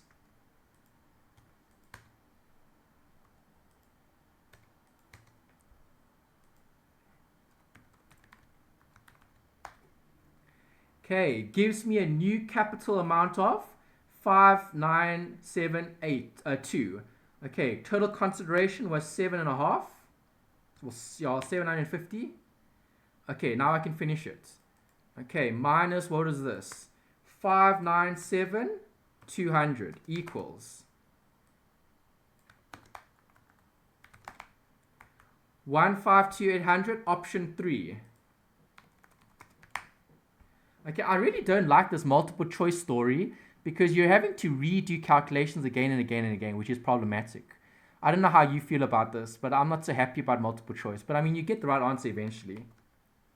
No, am I. And have you realized how long it takes? Well, yeah, it can take long, but remember we're revising and we're going through it as well, so it's going to take us long anyway. Yeah. Okay. Okay. Is that all right? Yes. Perfect. Okay. Did I answer 11? Where was my answer for 11? Oh, yeah, I did. Okay, there's it there. Okay, 11 was option 3. 12 was option 3. Okay. All right, now you've got 13 to 16. All right, what do they want? Let's go look at the required. Ooh, cash flows. Nice. Okay, so 13, 14. How many questions? 4. 13. Operations, indirect method. Okay. 14. What do they want? Distribution to members paid. That's still operating. Number 15, investing. Number 16, financing. Okay, they basically want the whole thing.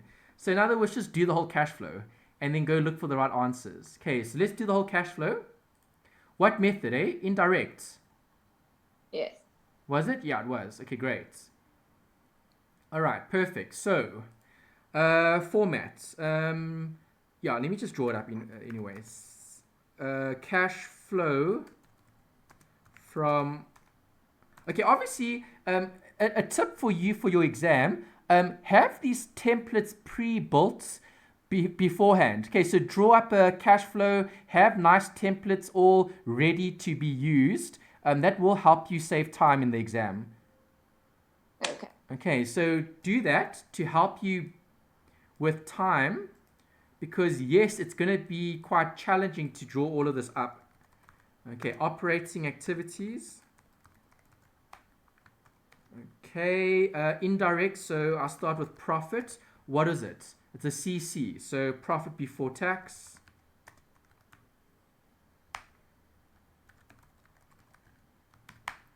Adjustments, cash generated from operations. Okay, other stuff, net cash flow from operating activities. Okay, there we go. All right, nice little headings. All of that stuff looks fine, great, and then just copy paste. Delete some of it. Okay, then we need to do investing and financing.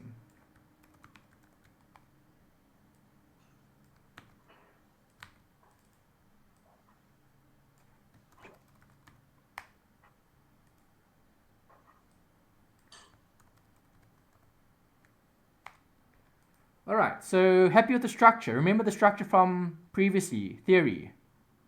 Yes. Okay, awesome. So when looking at a question like this, where do we start? The bottom. Very good. The additional Okay, yeah. information, yes. Okay, The we start at the additional bottom. information. We read what we've got here, then we adapt and we change what we have in the question, and then we go back and we check. Okay, then you can't go wrong with the cash flow. All right, so same as how we did those other examples. Okay, we're going to do the same thing here. Fixed deposit was made on the 28th of Feb. Okay, what is my year end? 28th of Feb, fine. Okay, so 28th Feb 2020 is the year end. So I've got a 1st March 2019 year start. Okay, so I need to know what that is because I'm going to have to provide for it during my workings and calculations. All right, so fixed deposit was made on 28th of Feb. That would be a cash flow. That would be investing. Okay, it's a fixed deposit, it's a long-term asset. And then outflow. Yes, okay, so let's go find it. Where's my fixed deposit? Here we go. Okay, 1920, so that's obviously the current year. So outflow from fixed deposit investment. Okay, in brackets, 60,000. Okay, I don't have to do a working. I'm not going to show working if I don't need to. Okay, 60. All right, next. The long-term loan is repayable in November 2020. So that's 2022. So that's 2 years later on. Okay. Interest is charged per annum and is capitalized. Okay. All right. I do need to consider this because I am going to have interest paid here.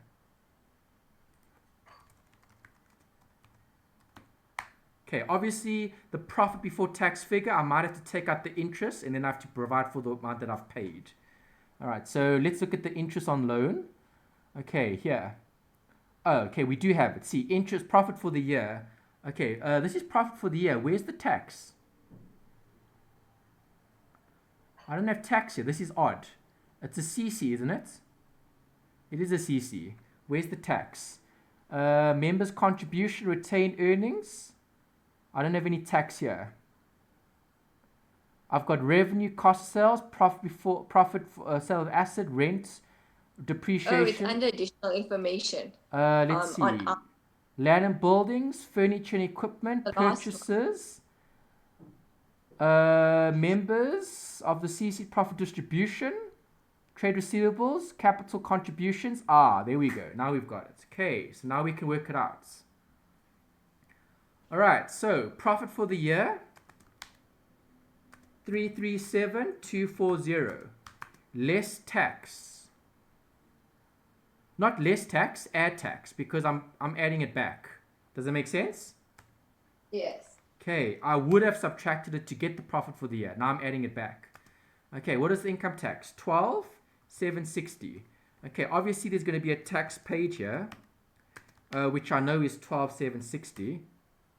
Okay, because there wasn't an accrual. Okay, if there was an accrual, then I would have to do a T account. Okay, notice there is no accrual here for tax. Do you see that? Yeah. Okay. All right, interest paid. Oh, I looked at it. Oh, there's it there. Okay, it's fine. It's there. Okay, 9,000. Okay, that there could be an accrual for that, and we'll have to look at that just now. Okay, but let's just get this disclosure right. Plus 9,000 as well. Okay, so add back the interest. Okay, and then show it there as a minus. Okay, so I'm dealing with the interest. So let's deal with the interest. Do I have an accrual here for the interest?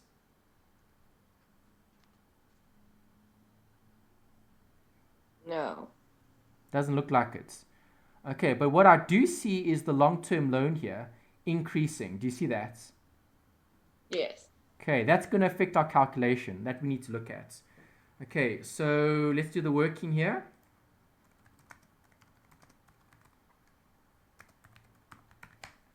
Okay, start of the year, which was March 19. Okay, obviously Feb 20.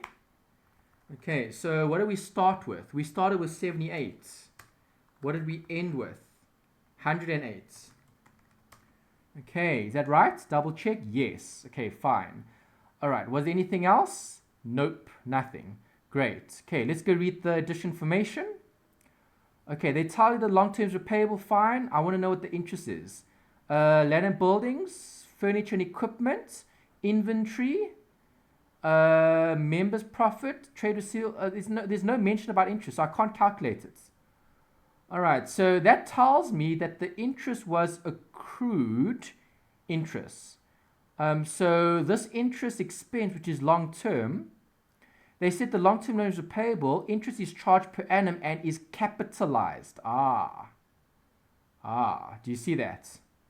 Yeah, so the difference would be the interest. Is that what they say? No, the difference is the additional capital that was taken out from debts.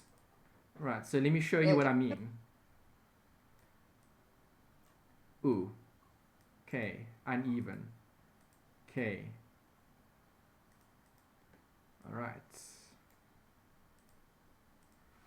All right, so this is important. The word capitalized. All right, so long-term loan. Okay, the balance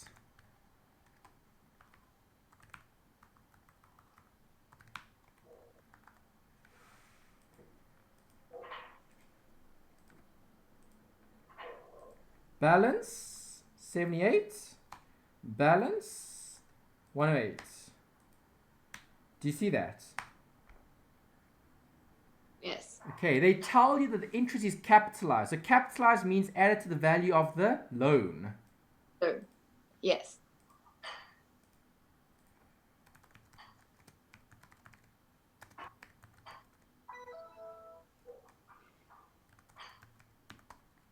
Okay, so if it's capitalized, what is it? 9,000.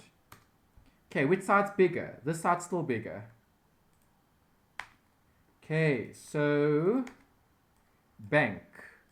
Okay, this is part of financing activities.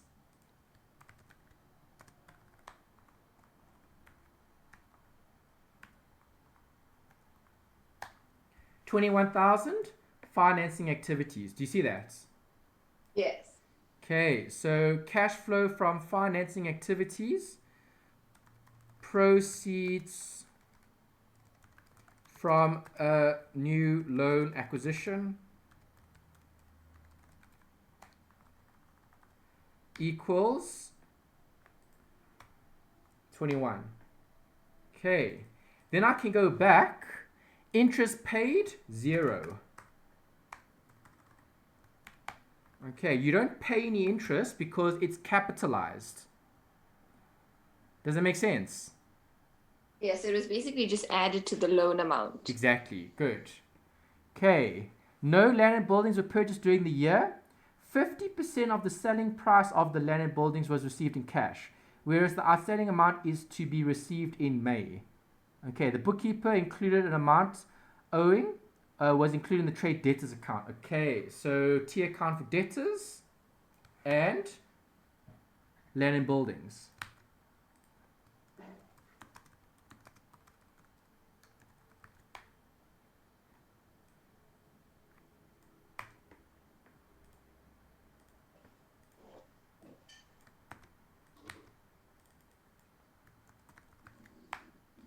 Okay, no land and buildings were purchased during the year. So you didn't purchase any land and buildings, you must have sold. So if you sold, you would have asset disposal.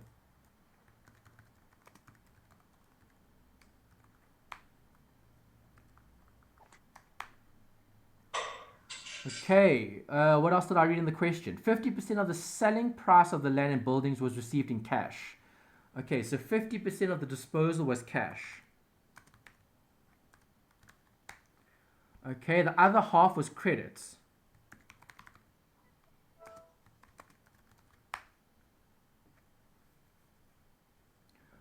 All right, what else? Was that it? Yeah. Okay, 50% of selling price of land and buildings was received in cash, whereas the outstanding amount is to be received in May. Bookkeeping included amount owing was included in the trade debtors account. Okay, fine. Right, so obviously this would have been part of that.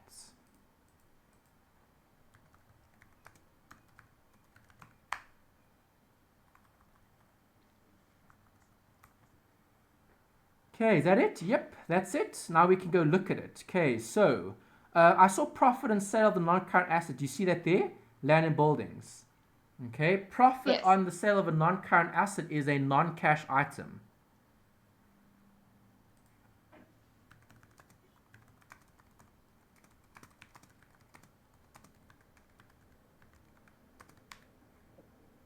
What is it? 15. Okay. In my disposal account, where's it now? Oh, here's the chair. Okay, profit is an income. So you would have credited that account, you would have debited asset disposal.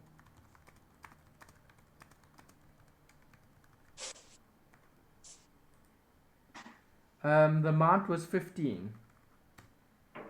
Okay, you see it? Yes. Okay, what else do I have there? That's it. Okay, fine. Go back to the top. All right, look at the land and buildings. Where are you, land and buildings? There you. Okay, 615.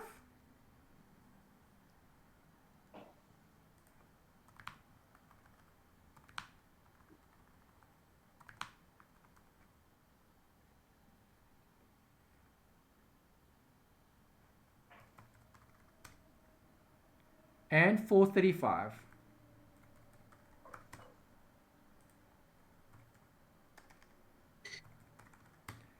Okay, obviously, I'm going to have to dispose of a portion of this, okay, and that's coming from there.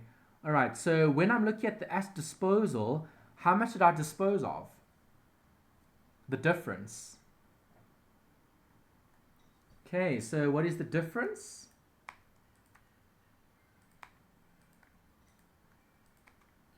$180,000 sold. All right, so there's the debit, well, credits.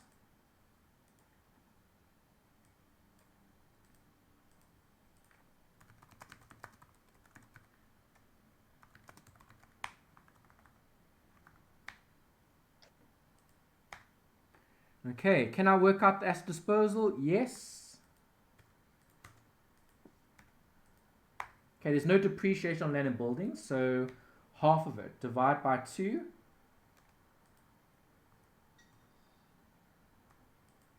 All right, so I know that bank had 97,500 that was received.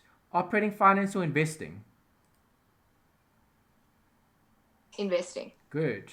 Okay, investing, where are you? There. Okay, inflow from the sale of land and buildings.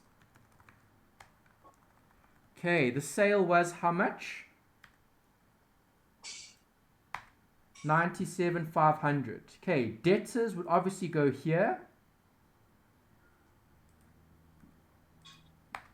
All right, and then you could draw up that T account if you need to. Okay, but I don't. Okay, I'm just going to look at the rest. But remember, it's indirect. So indirect is bottom up instead of top down. Okay, so have I got everything? Yes. Inflow I've got. Non-cash item I had. Yes. Okay, I'm good. Okay, next. Let's carry on. Okay, everything's good. What's next? Here. No furniture or equipment was sold or scrapped during the year. All purchases were paid for in cash. Okay, so furniture and equipment, we bought more.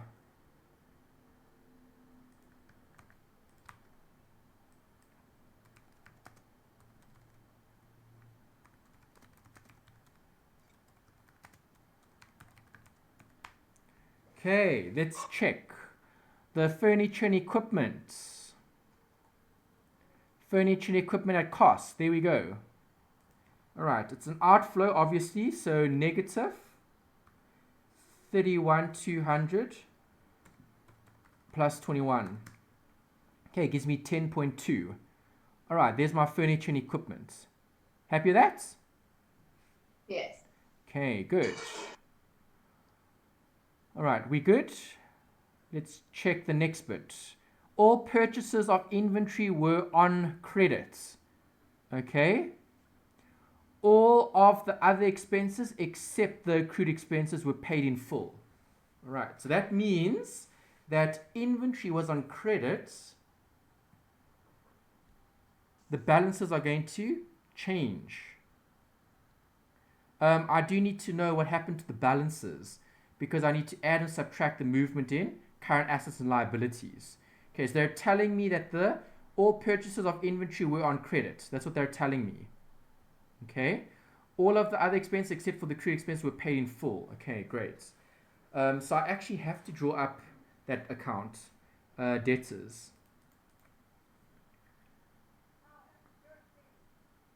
Actually, this is looking at the next part. This is only looking at creditors. So I can actually ignore it for now.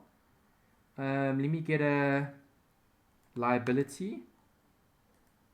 Actually, why am I drawing up a T account? I can just show the balances because if it was all on credits, it's just the difference. Okay, so all the other expenses except for accrued expenses were paid in full, and this was relating to inventory. Okay, so going back to the balance here. Okay, trade payables control. Okay, what happened to the trade payables control? Did it go up or down? It went up. It went up. Yes. Okay, increase in trade payables. Inflow, outflow, inflow. So it would be a plus. So it'll be a plus what is it? 168,600 minus 145,800. Okay, gives you that figure. Okay, accrued expenses I need to look at. All right, what happened to my accrued expenses? This was for rent. Okay, so I've got accrued income and I've got accrued expenses. Okay, so I need to, let's think about it. Accrued income is an asset. What happened to the asset? It went down, so decrease.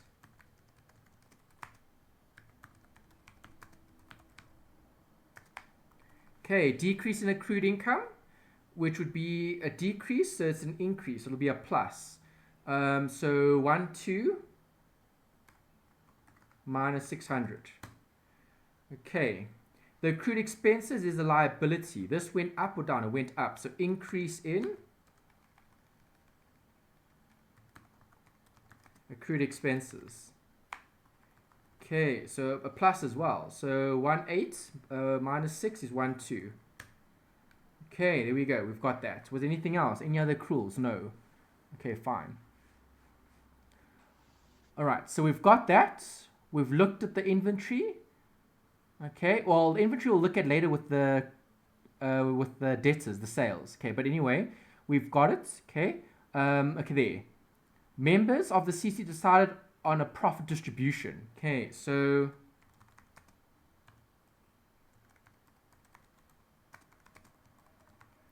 profit distribution to members paid. All right, notice it's only the amount that was paid.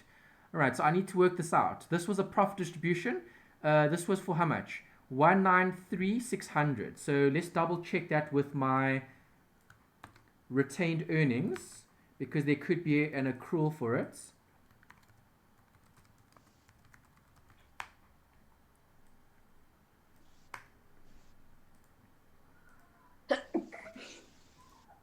Okay, what was my retained earnings? Okay, let's put the distribution in.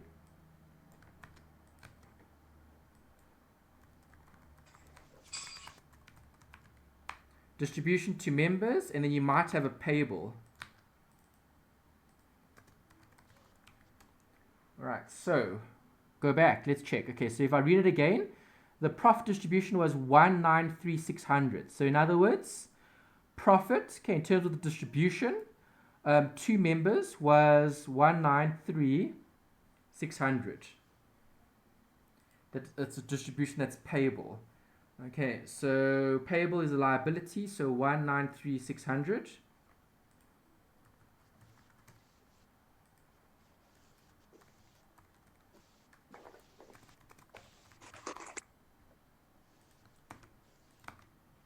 Okay. All right, let's go back and let's have a look. Okay, retained earnings opening balance. There we go. Okay, so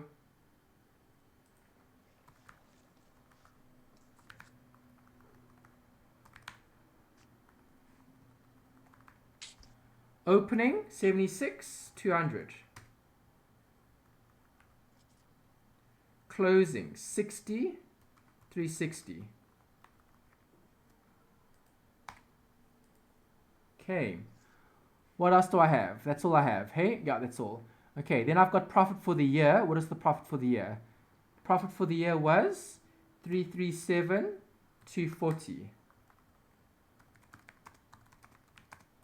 Obviously, profit and loss, profit for the year, right, gives you that figure. Okay, that's the profit for the year. I've got that. Was there a distribution payable? Yes, there was. Okay, move this down.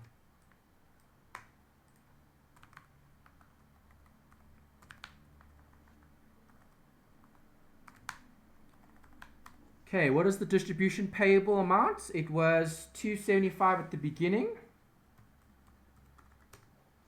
It was 92 at the end.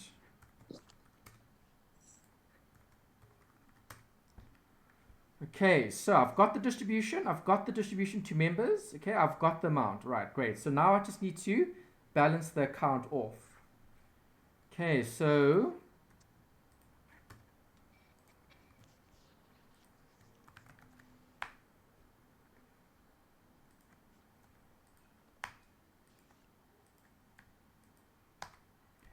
all right, bank 377,400 would have been paid to the members. Is that right? Yes. Okay. Right. Let's just check this amount here. Retained earnings. You only had the balances, so this plus that.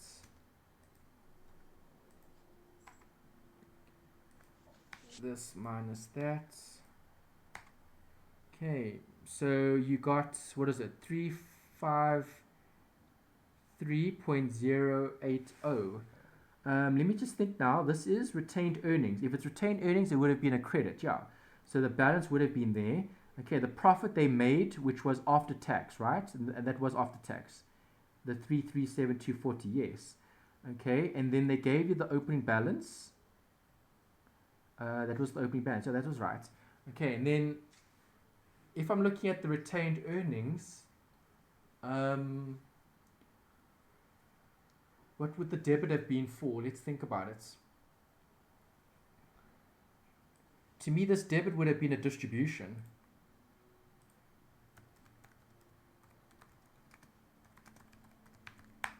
That would be the distribution, because that would reduce your retained earnings. Because the retained earnings goes up, you had a balance there, and then obviously it went down. So that distribution to members would have come out of the retained earnings. So that portion would have been distributed.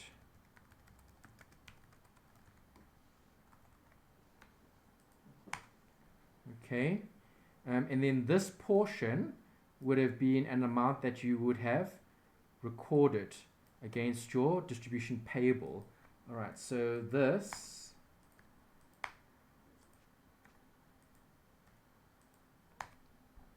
gives you 195,480.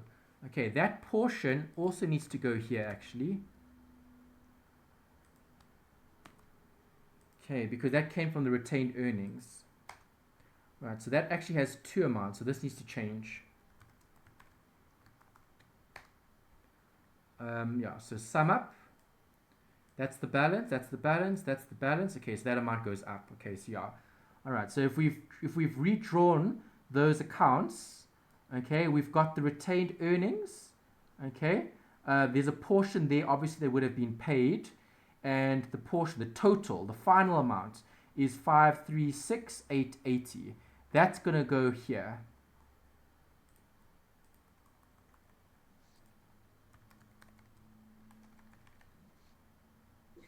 Ooh, this is in the wrong place. Good thing I didn't write anything there. Okay, profit distribution to members paid equals minus whatever amount that I got there. Where's the amount? Here. Okay. There's the profit distribution. Right, that one was quite tricky. Okay. All right, trade receivables balance pertaining to trade debtors and debtors in respect of the sale of land and buildings. Okay. All right, so where's my debtors? There's my debtors. I've already got at disposal. I just need the rest.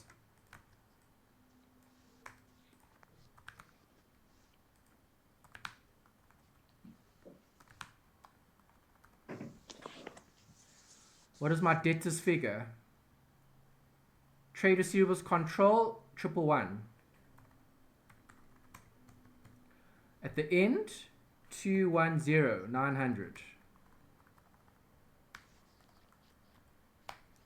All right, so there's going to be sales here as well. What did they say about the sales? Here, trade receivables balance of that pertains to trade debtors and the debtors in respect of the sale of land and buildings. Okay, they didn't talk about sales, but you'd have to assume that sales were on credit. Because you can't work it out otherwise. Okay, so this figure is 750,900. Okay, there's the sales figure. Right, that's the revenue. Okay, but that was a revenue that you would have received. Okay, so if I'm looking at the balance, if I'm only looking at the balance, right, has the balance gone up or down? What has happened to the balance? It went up. It has, it's gone up, hey? Okay, Yes. so this balance went up, but because you had this disposal, okay, that disposal needs to be offset against the balance. So 300,000, 306. Okay, so in actual fact, your amount would have been there. Bank. Okay, this minus that gives me 95,100. Okay, the reason why I'm not looking at the sales, it's because if I was doing this question direct method, I would have to look at the revenue. Okay, because I would have to balance this off to get my cash receipts. But because I'm looking at indirects, I already know that the profit before tax is including the sales. Does that make sense? Yes. Okay, so I'm only providing for the change in the debtors. Correct. Okay, so this is cash flow. The balance went up or down? The balance went up. So plus or minus? Minus.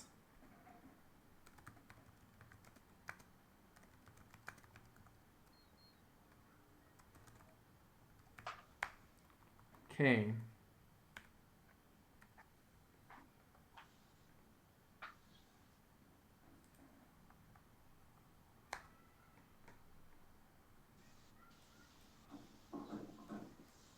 All right. All capital contributions were made in cash. Okay, so capital. There, members' contribution, it went up by 100. Financing.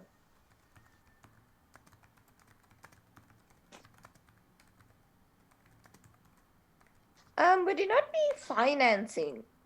It is financing. You have it under investing. No, I don't. Oh, sorry, I'm reading the wrong. Yeah, it's Oh, right. sorry. Okay, so Yes. it's plus 100. Okay. All right, income tax we spoke about earlier. We just need to show it. Yeah, we did show it. That's fine because there wasn't any accrual. Was that it? Yeah, that's it. Okay, so now go back. Okay, members' contribution you looked at. Retained earnings you looked at. Land and buildings you looked at. Furniture equipment you looked at. Accumulated depreciation you do have to look at. Okay, furniture and equipment. Depreciation would have been provided for separately. It is. Okay, there's it there. 1,800.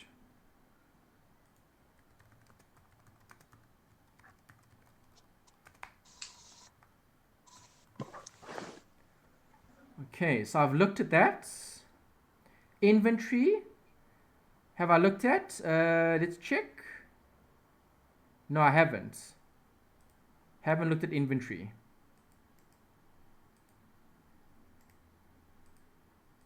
Okay, what happened to the inventory? It went down.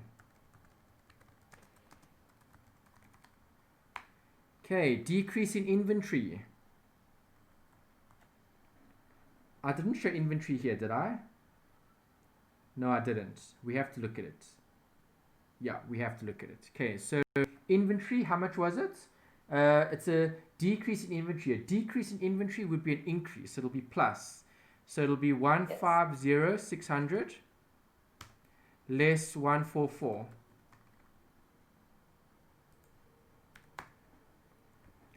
Okay, bank. All right, let's track the bank so we can balance this thing.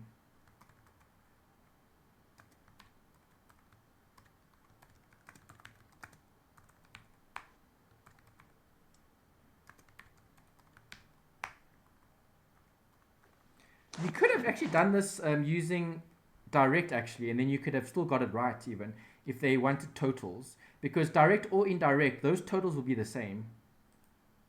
But remember we tried that the once, and because it's an extract, you sometimes don't come out with the correct answer. Okay, fair enough. Yeah, Remember that. true. Okay, that is a valid point because yeah, it is an extract here as well. Yeah. Okay, so maybe it's pointless doing this at the bottom, but let's do it just in case. You never know, eh? Let's see. Yeah, it probably won't because it's an extract, but you never know. I'm curious to know if it does. 100, 860. Okay, the ones are negative, the ones are positive. So the total would have been positive. 115. That would have been the net cash flow. Okay. All right. Trade receivables. Did I look at it? Yes. Distribution to members payable? Yes. Accrued income? Yes. Accrued expenses? Yes. Fixed deposit? Yes. Okay. Awesome. All right. Revenue. Don't have to look at cost of sales. Don't have to look at profit. Yes, I've looked at it. Add back the profit. Rental income. Don't have to look at it because it's part of profit. Operating expenses, don't have to look at it because it's part of profit. Depreciation, do have to look at. Okay, where's the add back depreciation? I've got it. Okay, we looked at it. Interest, we did provide for it. We added it there and then we took it out here. Yes. Okay, you didn't pay anything because it was capitalized. That's important. And that's it. Okay, perfect. That's it. All right, so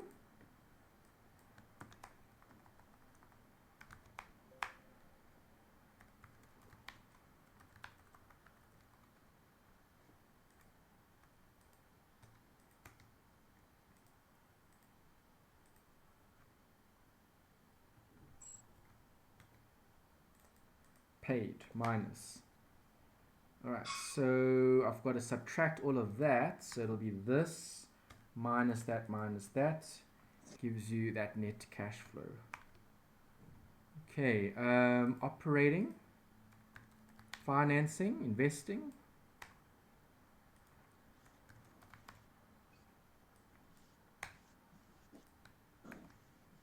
Okay, all right, so that's what I'm getting. Yeah, it doesn't look like it's going to work out. It looks like it's going to be negative. Yeah, it's negative. Okay, let's check what options we have and then we can see what we've got. Okay, cash generated from operations. Cash generated from operations. Ooh, okay, that one isn't right. Okay, that's not an option. Okay, we need to check this.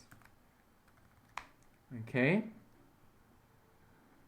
Which one of the following alternatives represents the correct amount that was disclosed as distribution to members paid? Distribution to members paid. I got a very big amount. They've got a much smaller amount. Let's check that one as well.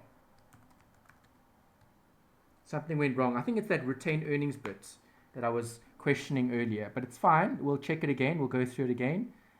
15, net cash flow from investing activities. Investing, 27.3. Okay, that's fine. Option 4. Okay, question 15. All right, so that one's fine.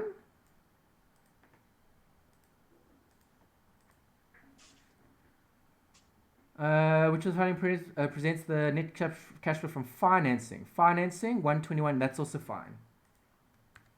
Question 16.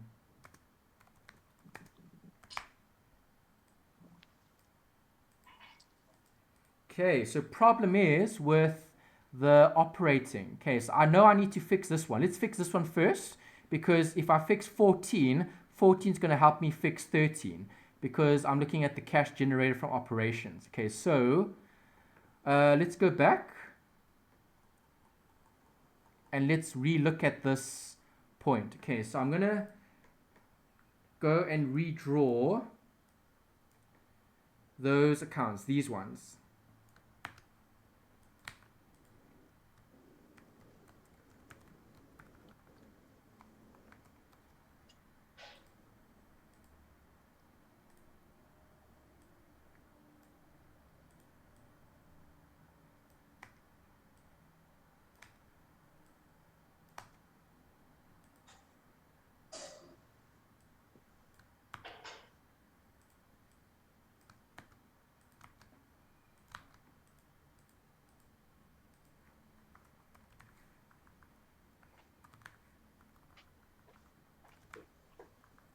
Okay, so when you have a distribution to a member, Let's think about this carefully. Okay, so you're going to have to debit the distribution, and then you're going to have to credit the distribution payable if it hasn't been paid, which it hasn't, because they said in the question that you did have a balance.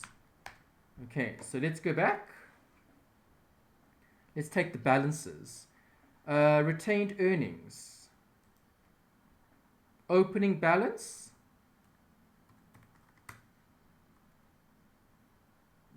Closing balance.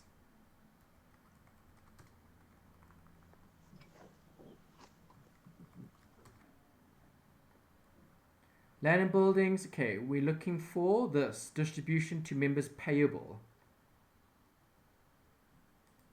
Okay, 275, 800. At the end, 92. All right, so you've got that. Okay, then they said, where's that little bit? Here. Profit for the year.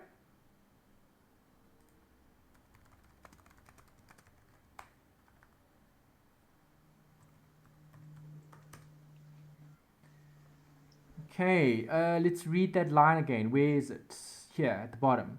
Number F. Okay, at the end of the year, the members of the CC decided on a profit distribution of. So that means this hasn't been paid. It's going to be paid. It's payable. So when you distribute that to the members, you are going to have to record that as a liability. So the liability would go up. So 193,600.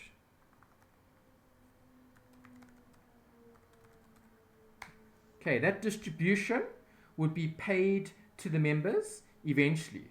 Okay, so if I'm looking at the amount that was paid, if I just balance this account off, ignoring the retained earnings for now, just to see if we can get an option that's there. You get 377,400. Is that there?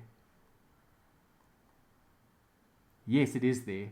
Okay, so looks like they don't want you to provide for any other additional information relating to the retained earnings. The retained earnings, I would have wanted to draw up a T account for the retained earnings, because the retained earnings to me indicates that there's a balance here at the beginning and a balance at the end, and obviously movements during the year. Okay, so the profit is definitely going to increase this account, and then we can see that this account is big on this side. Right, so what would reduce retained earnings? The only thing I can think of that would reduce retained earnings would be a distribution. That would be an amount that you would pay. Okay, so to me that would be bank. And that's why I had done that initial calculation here to show the distribution and then to work it out. Okay, when we worked it out, this amount was higher than what we have here as an option. Okay, so I'm going to just use this as the distribution amount paid, ignoring the actual retained earnings. So this would have been bank paid, operating activities. All right, so if you're looking at it as a part of operating activities, that would have been option 2. Okay, for question 14, then we need to update our working. So 3774. Let's update this working here. Okay, I'm just going to take this down, copy paste.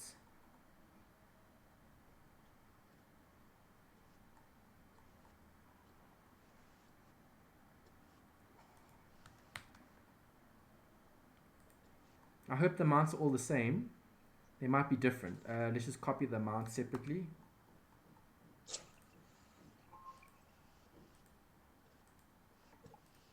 Okay, so all the amounts stay the same except for this one. This amount is going to be minus 3774. Okay, then I need to update my formulas. So this is going to be that. Okay, and then this is going to be this. Right, and then I get 70.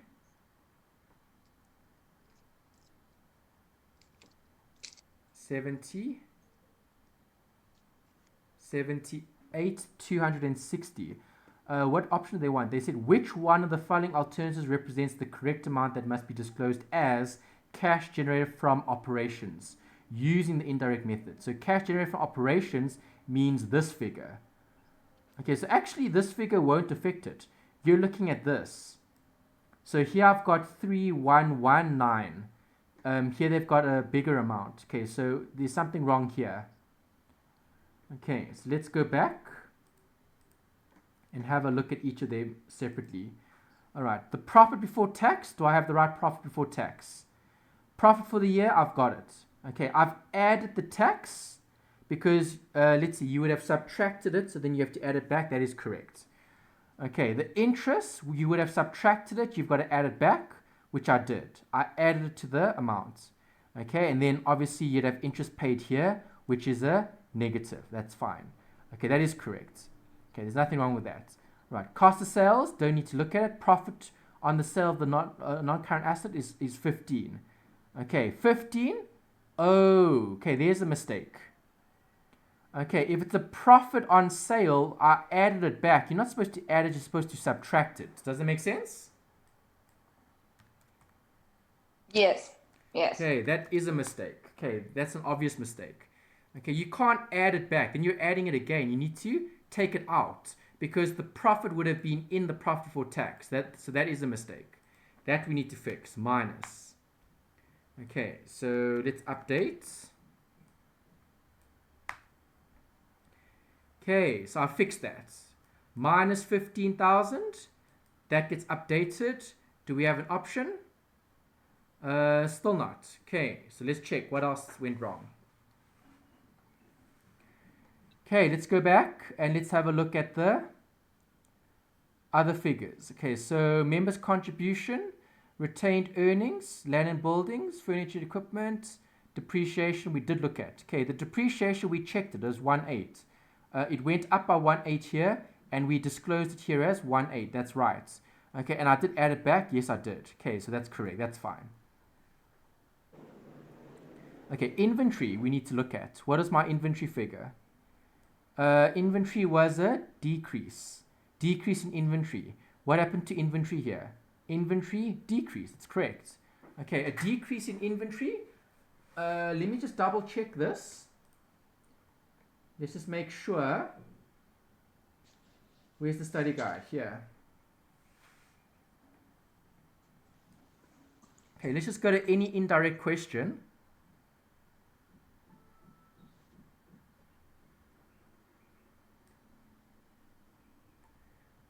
Any indirect question? There is a note here, and it says all purchases of inventory were on credit. Yeah, so that's going to affect your trade payables. Okay. So let's just have a look at where's my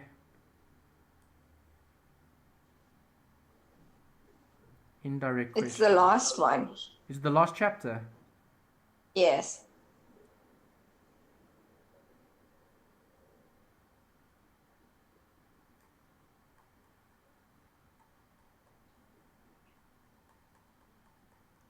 Okay, we're looking for an indirect question. You do have to add it. I'm sure you have to add it. So yeah, increase in inventory, you decrease. That's correct. So obviously here it didn't go up, it went down. Do you agree? Inventory went down. So if it went down, you would have to add it. Did I add it?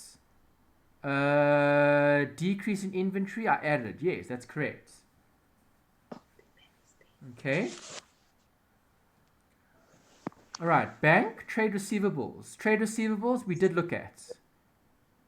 Trade receivables. Here, increase in trade receivables. Okay, the problem with trade receivables is it contained the amount that we had from the sale of the land and buildings. That we need to check. Okay, here. This was my debtors. Okay. Where's the land and buildings asset disposal? Here's it. Okay, so the asset disposal. So let's reinterpret this. Okay, so the asset disposal has 50%, which was a credit sale. Okay, that means this would have been included in the closing balance. So 97,500 would have been included here. So minus 97,500. Okay, let's go back and let's see if we get it now. Okay, so trade receivables, I had this figure. All right, let's fix it. Okay, so I'm going to have open brackets. Okay, it's an increase in trade receivables, which will make it a decrease in terms of cash flow. So minus whatever it is. Okay, so hold on. We need to work out the amount first before we can say increase or decrease. Okay, what is the amount? 210,900 less 97,500 gives you that figure. Did it go up or down? It did go up. It went up. Increase in trade receivables. Okay, so an increase in trade receivables, this would have been the end, the beginning. Okay, what is the beginning? 111. Okay, so if it's an increase, it'll be a decrease. So minus this. Okay, minus that. All right, so now I'm getting 404,600. Is that an option? Still not. Okay, so that we fixed. Okay, that was something we had to adjust. Okay, let's go back. Okay, so my receivables I've looked at.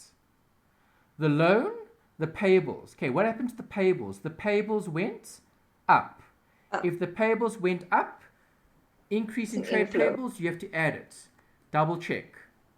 Decrease in payables, you subtract. Yeah, it's direct. It's correct. Okay, so if it's increase, you would add it. Right, so increase in trade payables, you're adding it. Did I add it? What is the difference? 168,600 minus 145,800. It's correct. Okay, next. Distribution to members payable. Okay, the payable we looked at, that's going to fall part of that section, not part of the first section. Okay, the accrued income. Okay, this we need to check. All right, let me draw the T account just in case.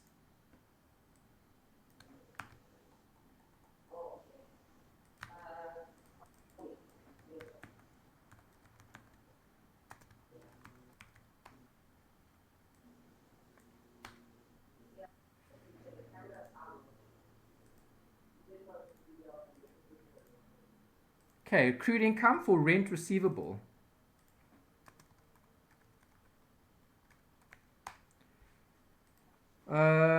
Assets.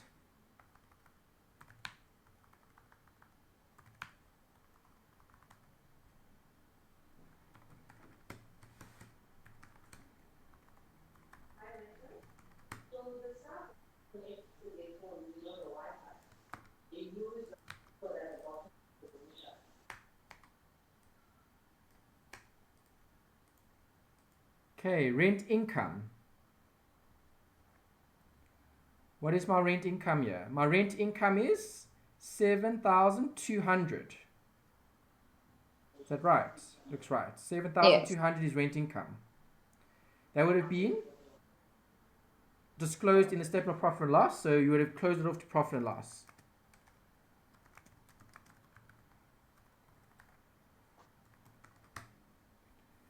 Okay, if it's an accrued income,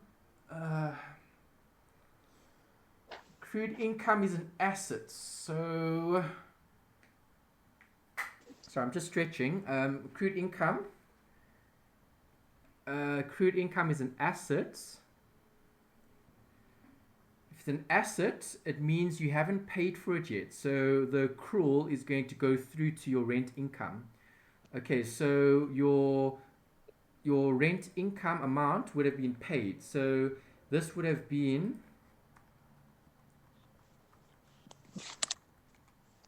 600. That would have been to rent income. Okay, so rent income would have had accrued income here. Accrued income is income that you haven't received yet. Because you've got rent income at the beginning of the year and you have rent income at the end. Okay, so that means 600 would go there, and your bank figure would have been 78. All right, so if I look at this, my income, I received more than I recorded. So accrued income was 600. 600.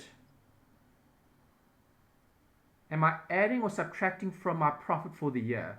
Well, if profit for the year was 7,200, the cash flow would have been 7,800. So the cash flow was more and not less. Does that make sense? It's an inflow. Yeah, so Yes. there's an inflow. That means, would you have added or subtracted it? You would have, here's it. Would you have added or subtracted? You would have, let's think about it. It's an inflow, so you got more than you actually received. So your profit before tax would have been too little. So you would have added, you would have added. So I've got a plus here. Let's double check that with their formulas. Where's the accrued income stuff that they had here? Let's see. Let me go to the bottom one. Or we can just look at the textbook. The textbook is probably better. Okay, do we have to add or do we have to subtract? The textbook will tell us here. Revenue, add and subtract. Okay, no, this is, here. Accrued, there we go. Okay, this is accrued income. Wages, admin, salaries, purchases. Okay, this is not going to help us anyway. Okay, yeah, let's check in the textbook if you add or subtract. Okay, I went with add here instead of subtract. That's what I went with. Let's double check. Cash flows, okay. We're looking for accrued income. Okay, here, add back. There, add back non-cash items. No, wrong one.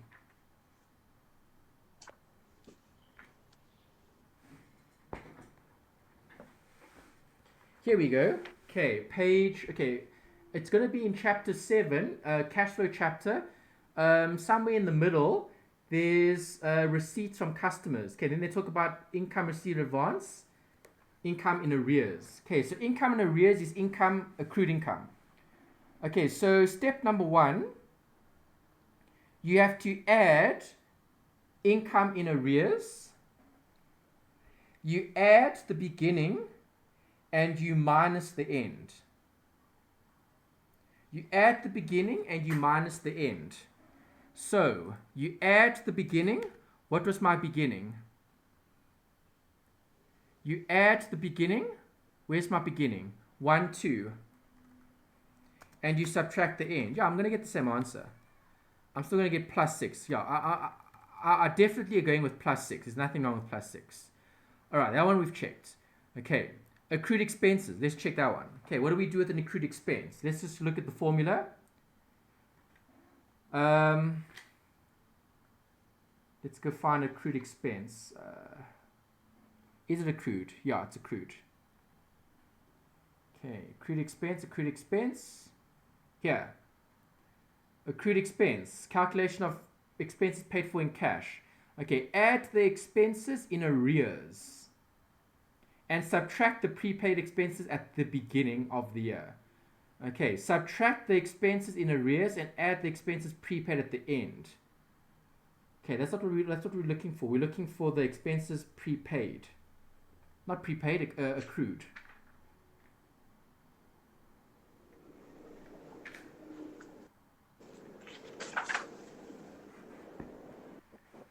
Okay, need to find it. That one's not going to work.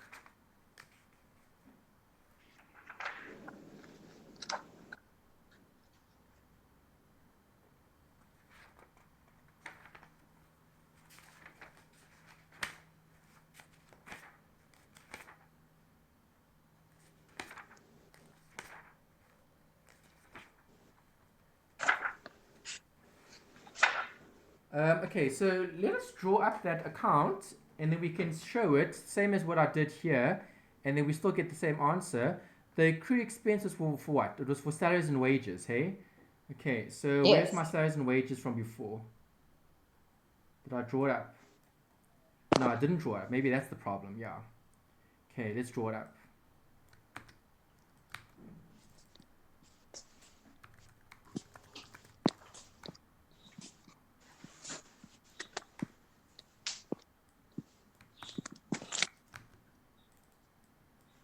Okay, this is an accrued expense. Okay, so liability. Right, you'll find it in the textbook somewhere where you have to add and subtract. It should tell you there somewhere. Okay, but let's just do it again. All right, so 600. 1/8. Okay. All right, so now I know in terms of salaries and wages, what are the salaries and wages here? Do I have it? Where's salaries and wages? I don't. Okay, here, salaries and wages included for operating admin expenses. But now, how am I supposed to work out salaries and wages on their own if it's part of operating admin? I think you have to use the formula in this case. You can't draw up the T account because you don't know how much the salaries and wages are because it's grouped with another thing. Okay, so let's go find, when you have a accrued expense, what do you do with the balances? Let's find it. Yeah, I can't do the T account for this one because it's part of something else.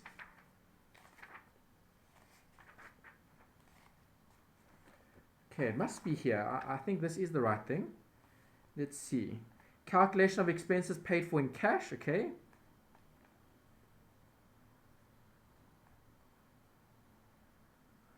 Okay, so if it's an accrued expense from last year, so this balance was payable last year. Okay, that's the balance that was payable last year. If it's payable last year, that means you didn't pay for it. Do you agree? Yes. So this year, we will pay it. Okay, so if we're going to pay it this year, it's going to be an outflow. So you would have to subtract. Okay, then accrued expenses for this year. This means it's payable for this year, meaning I didn't pay it. So not paid.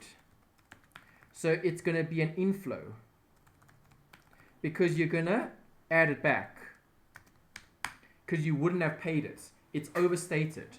So your balance at the end, you would have added it because I'm adding it back to my profit.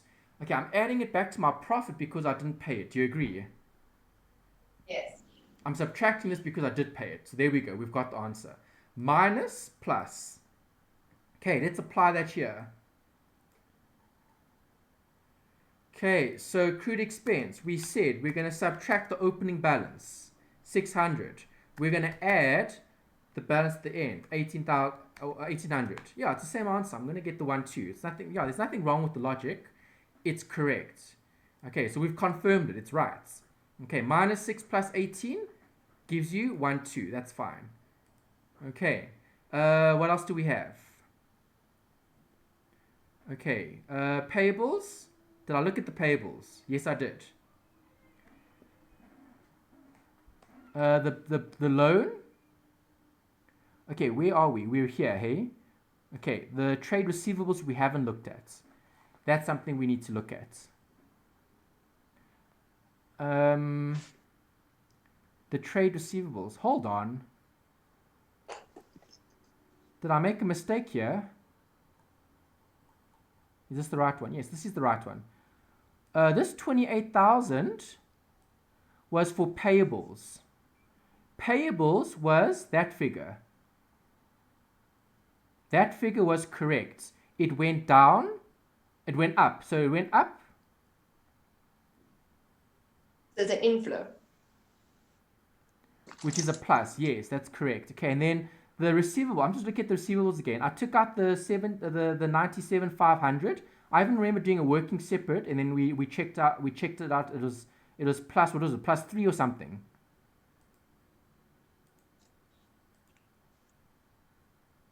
The receivables.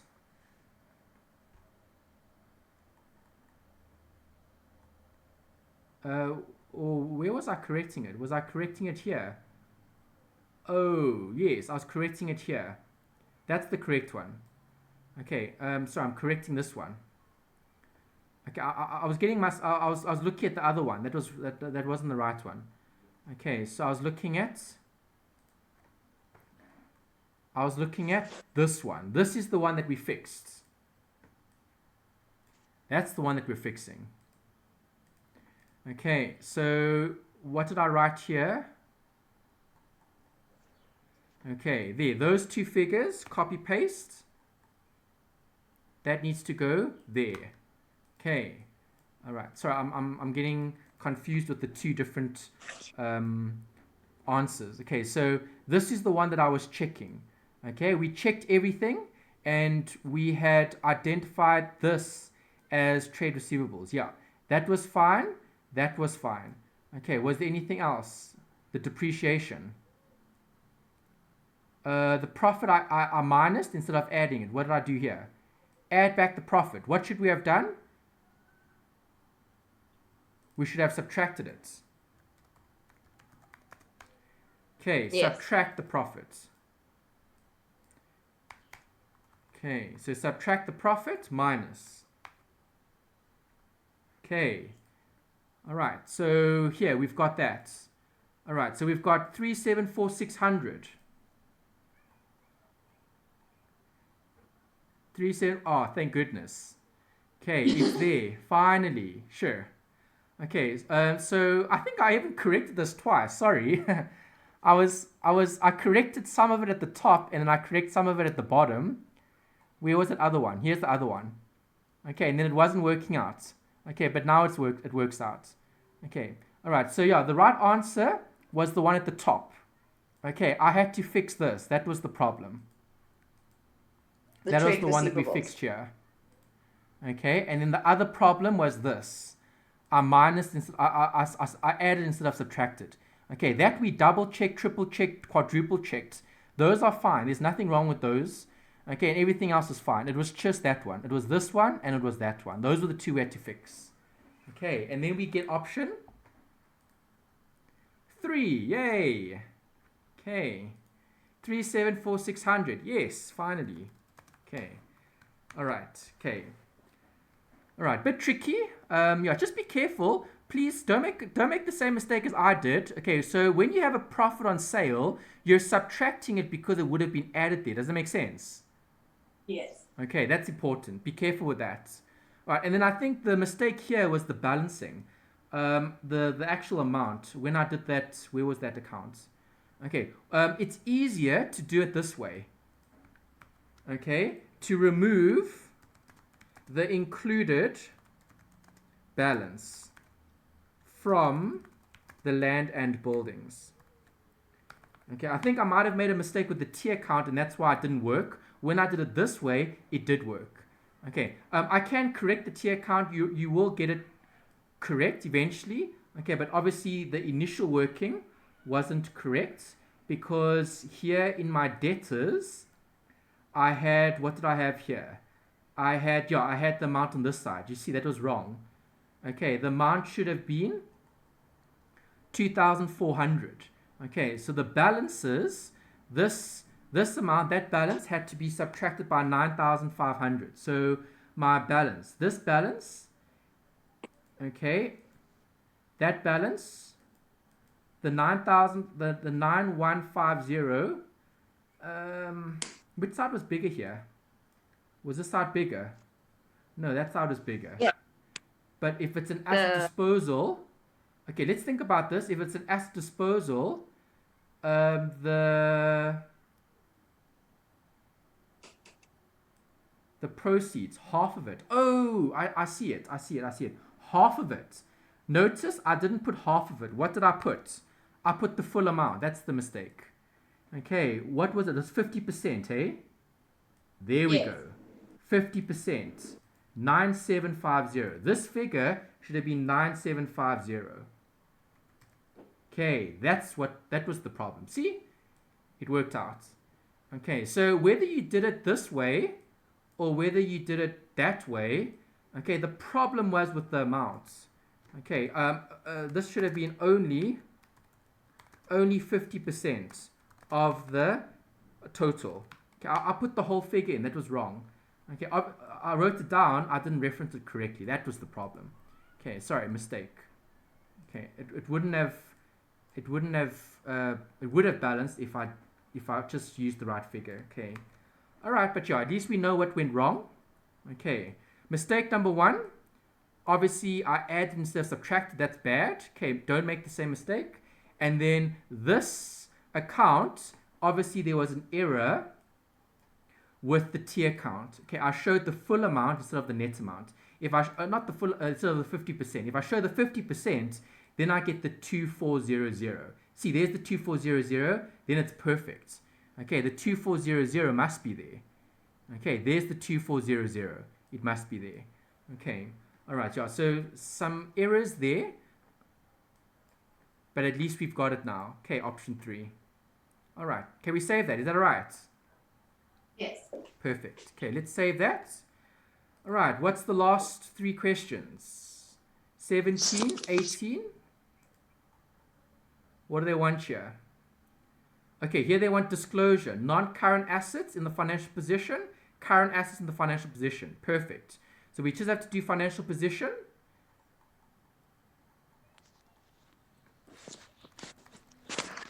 Statement of financial position. All I'm going to do is I'm going to show assets and non-current and current. So I'm just going to get that. I know I've done it before. Where's my template? Here. I just want the template. Okay, I want this little bit here.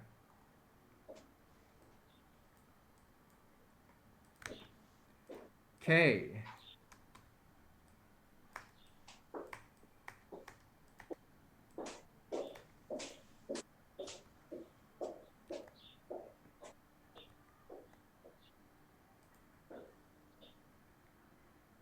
Question 17 and 18 is a disclosure question. Okay, so I'm only looking at disclosure. I'm not going to worry about anything else. Okay, here you've got a CC. So CCs you should like. Okay, remember CCs are your favorite, hey? I think it was actually partnerships, but CCs are okay. Okay, you don't like CCs as much as partnerships. Interesting. Partnerships are For some actually a bit more reason, difficult. for some reason, I prefer partnerships. Okay, that's good. If you do like the partnerships better, then you should get the more difficult questions right. What we did earlier, the goodwill, all of that stuff. Okay. Yeah. So yeah. Okay, let's look at the CC. I'm only looking at this, so don't worry about the rest. Save yourself time in the exam. Don't do all of it if you don't need to. Okay, so I've read it. I don't need this. I don't need that. I don't need that. Loans to members. A loan to would be an asset.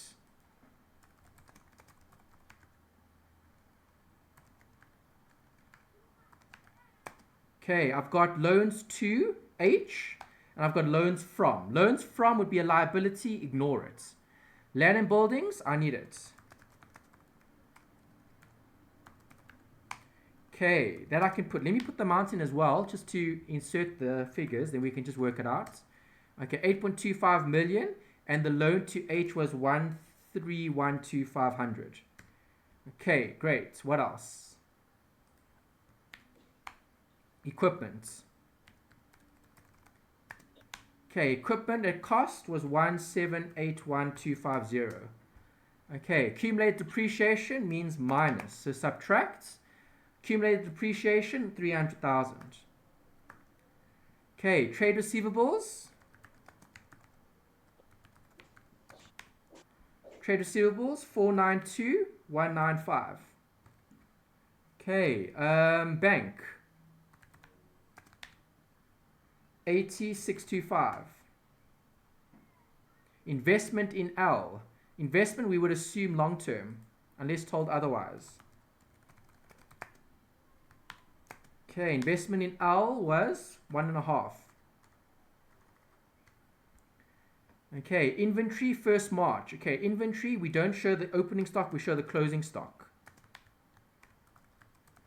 So we don't need that figure. Allowance for credit losses, we would take off our debtors.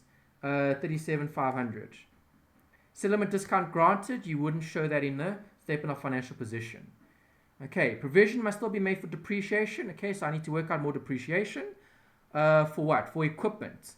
Okay, so where's my equipment? There's my equipment. All right, that's my carrying value. Okay, times 20%. Okay, included in the equipment at cost account is a machine which was purchased on the 1st of September. Ooh. Okay, so I have to adjust my opening balance. Okay, and immediately put into use. The machinery is depreciated 16% straight line. Okay, no other purchases. Okay, fine. So, this balance here, okay, do you agree that balance is for the end of the month, end of the year, 28 Feb. Do you see that? Equipment cost, yes. 28 Feb. It's at the end. So that means that's at the end. So the end would have included this machine. Do you agree? Yes. Okay, yes. So I need to take that out. 137,250, close brackets. Okay, once I've taken it out, then I've got the existing machinery. Then I'll take out the depreciation and I'll multiply it by 20%. Okay, then I'm going to subtract depreciation on the new equipment. Okay, so the new equipment times 16%. Okay, times how many months? Okay, so I bought this when? September. When is the month end? February. Okay, so September, October, November, December, January, February. How many months do you count?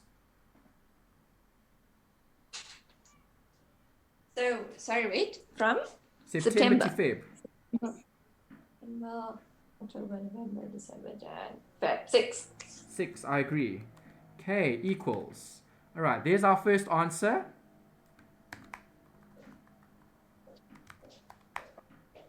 Ooh. So working out, oh, because of this, times 20%, times 20%, times 20. Okay, enter. Nope, still not working. Oh, percentage sign. Doesn't like it. 0.2. 0.16. Why? Come on. Times 20%. That is 0.2, hey? What's wrong with this thing? Enter. Something wrong with this. Oh, maybe there's a missing bracket. Ah, that's why. Come on. 20% times 0.20. What's wrong with this? Minus, this will be the depreciation. That minus that times that. I have no idea. Brackets. Oh. Looks like we have to do this manually. Okay.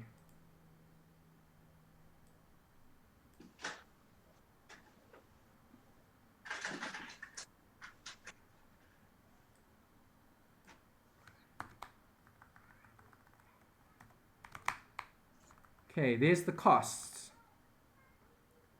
minus the accumulated depreciation. Okay, this is the calculation for the existing assets depreciation.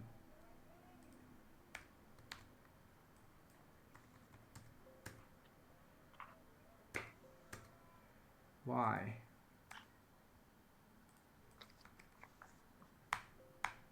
It's still not working it out. 300,000. No, man. What's wrong with this? Is there something wrong with my formula? I can't see anything Cost wrong. minus accumulated depreciation. I think you need an extra bracket there.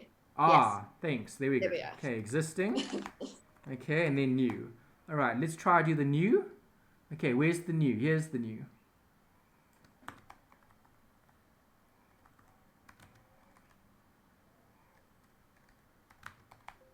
Okay, great. And then we can just plug that in. So that's obviously the working. So my disclosure would be this minus that gives me that figure. Okay. All right, that's point number A. Point number B, a debtor who owes the business is declared insolvent. So write off 33,295. An allowance for credit losses must be adjusted to. Okay, my allowance was 37. Okay, what am I going to do? I'm going to... Oh, actually, I don't have to adjust it. Do you agree? I can just put in the answer. Does that make sense? Because it's disclosure. I don't need the other half. Does that make sense? Can you just say that part again? Okay, I'm just going to show. I'm going to show what the allowance must be instead of showing yes, 2, 3. The adjustment. Does that make sense? Yes. Okay, because remember, I don't need the income statement stuff because I'm only looking at financial position. Does that make sense? Yes. Okay, so I don't need that adjustment part. That's why I'm just showing it. Does that make sense? Yes. Okay, just to save time. Okay, you can do it the long way, but it's not necessary. Okay. Interest must still be provided for on the loan account to members at that figure. Okay, so loans to... Okay. No additional loans were granted for. All loans are secured and immediately callable. Okay, they don't say you have to add it to the balance. It's not capitalized. So if it's not capitalized, it'll be seen as accrued interest on loans to members. Okay, that interest figure is going to be the interest, the loan amount, so 1312500 times 15%. Okay, that one's complete. The investment in S, 50,000 ordinary shares bought for that figure was acquired in Feb. It was a listed company. The investment was required for trade purposes. 28 Feb, the fair value investment amounted to 1.8. Okay, so you're just going to show it at 1.8. Where's my investment in? Here, investment in S. This was for trade purposes. Do you see that? Yes. So that means short term. Okay, this is for S though. Hold on, I had an investment in L, didn't I? Okay, this is a different investment. Do you see that? Yes. This was L. This is S. So this is actually a new investment.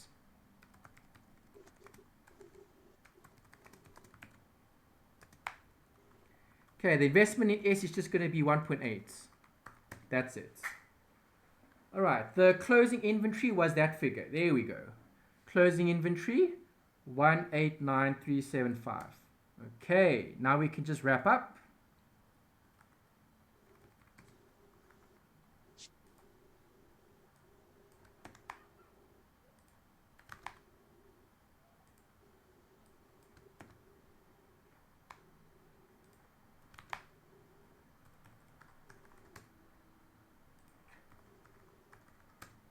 Okay, very big numbers adding up. Okay.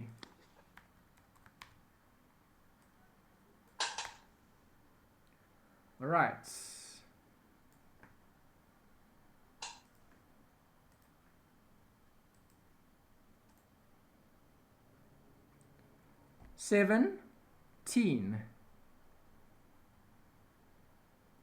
Which on the funding alternative represents the correct amount disclosed as non-current assets?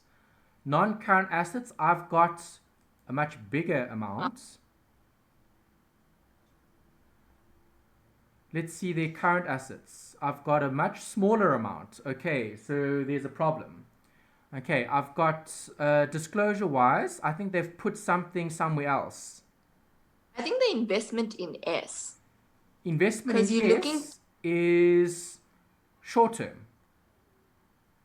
Did they specify? Okay. The investment in S was for trade purposes. Do you see that? Yes. That's the investment in S. There was an investment in L here.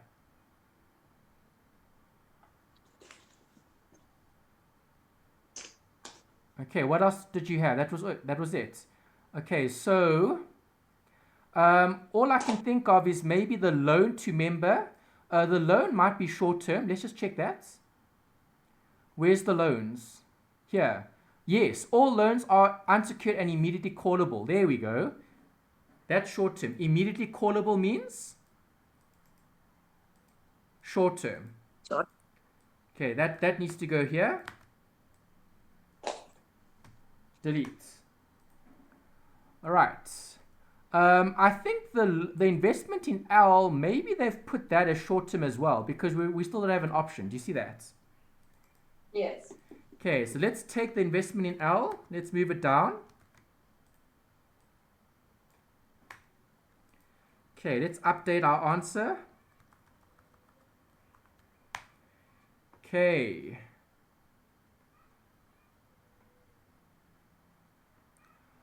All right, I'm happy with the non-current assets 9451470. Do you see that? Yes. Okay, this is option 3. 3. 3. What question was this? 17. Okay. All right, then we've got current assets. Current assets, ooh, quite different actually. This investment in L, if I delete it, what do we get?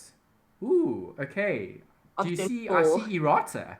I see errata here. I see errata here.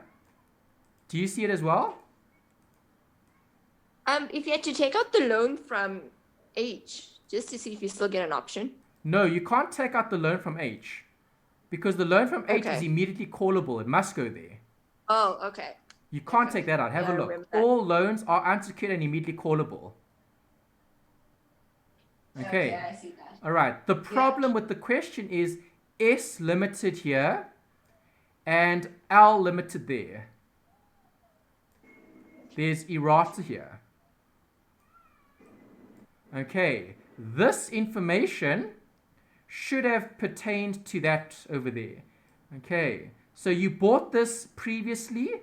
Okay. It's now worth 1.8 million. Okay. This should have been S limited as well, or this should have been L limited, either or. But there is only one investment. It isn't two investments. Do you see that? Yes. Okay, because when I have two investments, I get that answer. That's not an option. Do you see that? Yes. Okay, when I eliminate this one, because this came out of the question, that was from the additional information. Then I get option 4. Okay, there's definitely errata for that one. Okay. All right, so the investment in L is the investment in S. Okay, because if I show it, I obviously don't get the right answer. Okay, let me actually just show it as well. Why not? Let me just copy paste. Investment in L, and that was the 1.5 million. All right, and obviously not an option. Okay, all right, so there's definitely a problem here. Okay, all right, last two, finally. Quite a long one, lots of revision. We've actually covered so many different topics, if you think about it. But this paper is quite long for 1 hour and 15 minutes. True. Realistically. Yeah. Because I think the amount of work, because with regards to past papers, Yeah, but like remember we were doing lots of fact finding just for the first few, eh? No, I understand that, but Yeah. I'm just saying with after papers, Yeah. like for cash flow, they'll ask you maybe operating and Yes. investing. Or they'd ask you for like sections of it. Here, like the first question, imagine if you had to draw up a SOCI, statement of financial position, and statement of comprehensive income. Yeah, it's hectic. I do agree. Multiple choice is not great, eh? But you have to try make it work, I guess, eh? Yeah, that's any option right now. Yeah. All right. So let's see. Question 19. These are your branch questions. You like branch questions, don't you? No, You don't? not really. Okay, they're not too bad. We just need to see what they're wanting. Okay, which of the following represents the correct amounts for branch adjustment? Okay, so markdown on sales. That's all they want. Okay, fine. Only the markdown on Okay. sales. Okay, and then they want, assuming the correct amount for branch adjustment and the branch adjustment are this and that, which of the following represents the correct surplus or deficit in the branch inventory? Okay, so that's all they want. They basically want branch inventory, and they want a sub question for the one of the points, and then they got the total. So branch inventory. Let's draw up our T account. Can I copy that one that we did last time? Yes. Okay. And then we can just update it. At least we've got the format as well.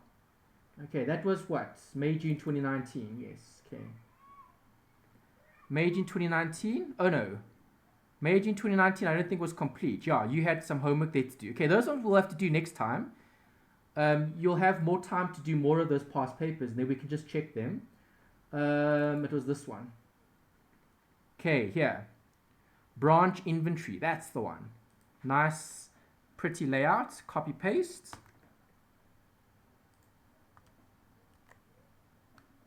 There we go. Okay, perfect.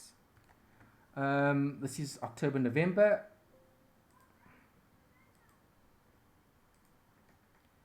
Okay, save. Don't lose anything this time. Okay, good.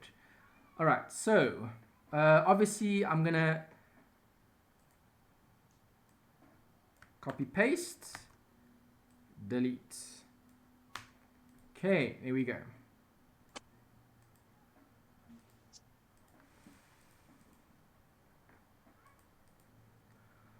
All right, which of the following? Okay.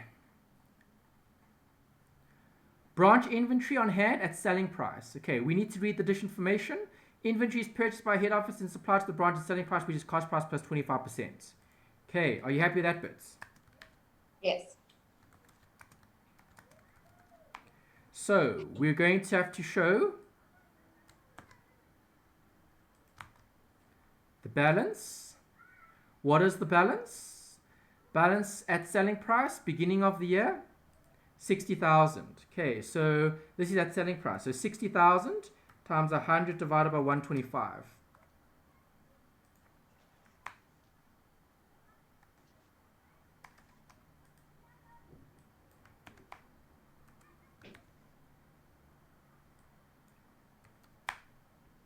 Okay. We've got the closing stock as well.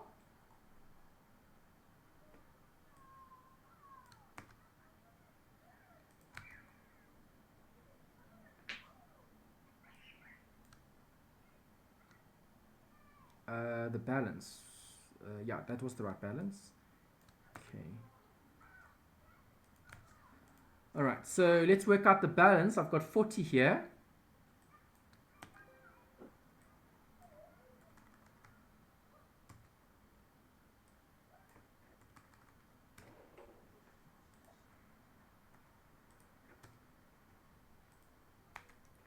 Okay.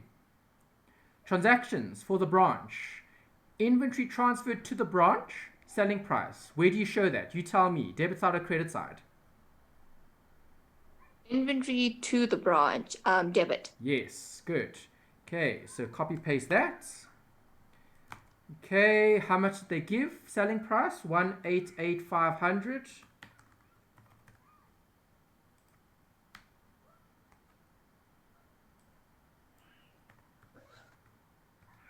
There we go. Okay, next. Credit sales to the branch. Which side? Credit sales, credit. Good. Okay, so sales, branch debtors. There we go. Same as before. Okay, we need to show the amounts. Okay, notice even the formulas are the same. Eh? Do you see that? Yes. So you could probably use one of these templates and you could do your exam with it. Just putting it out there. Try do what works, eh? I mean, look, this is working. Yeah. Yes. Okay. All right. Settlement discount granted to branch debtors. Do we need that? That this account. Correct. That goes into the other account. Remember, hey? Yes. Okay, remember the settlement discount affects the debtors. Good. Okay, branch admin expenses, does that affect this account? No. Good. Damage inventory written off, does that affect this account? Yes. Yes, good. Okay, so damage inventory written off. Let's use which one? Branch expense. Let's use that one. Okay, it's similar to the theft. Okay, but obviously not theft. Damage.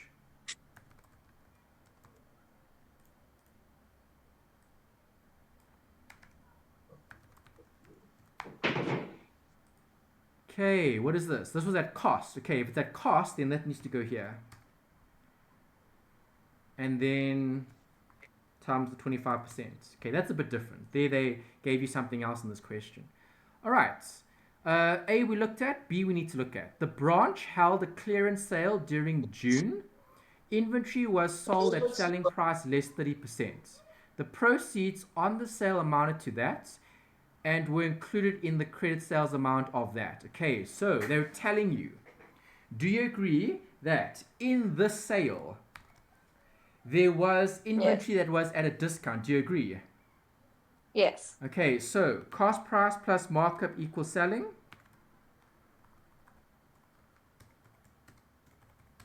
Okay, what was the discount? 30. 30%. Okay, yes. Selling price less 30%.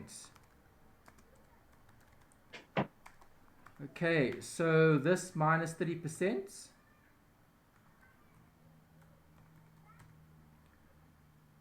Ooh. There we go. Okay, net amounts. All right, so do you agree that the proceeds of the sale amounted to that? So the proceeds were 49250. Okay, what should it have been? It should have been this figure. Do you agree? Yes. Okay, so let's work that out. Okay, that's what it should have been. Should have been that figure. If I times that by 30%, I'm going to get that. And if I take this minus that, I'm going to get 49,250. It works. Do you see that? Yes. Okay, so the difference is this minus that, which is basically the 30%. Okay, so do I need to show that? Yes, I do. This would be, let me see, let me choose one. Which one would this be? This is going to be on the right, so it would be part of your branch debtors again. It'll be this figure. No, not branch debtors. It would be an adjustment, branch adjustment. Okay. Okay.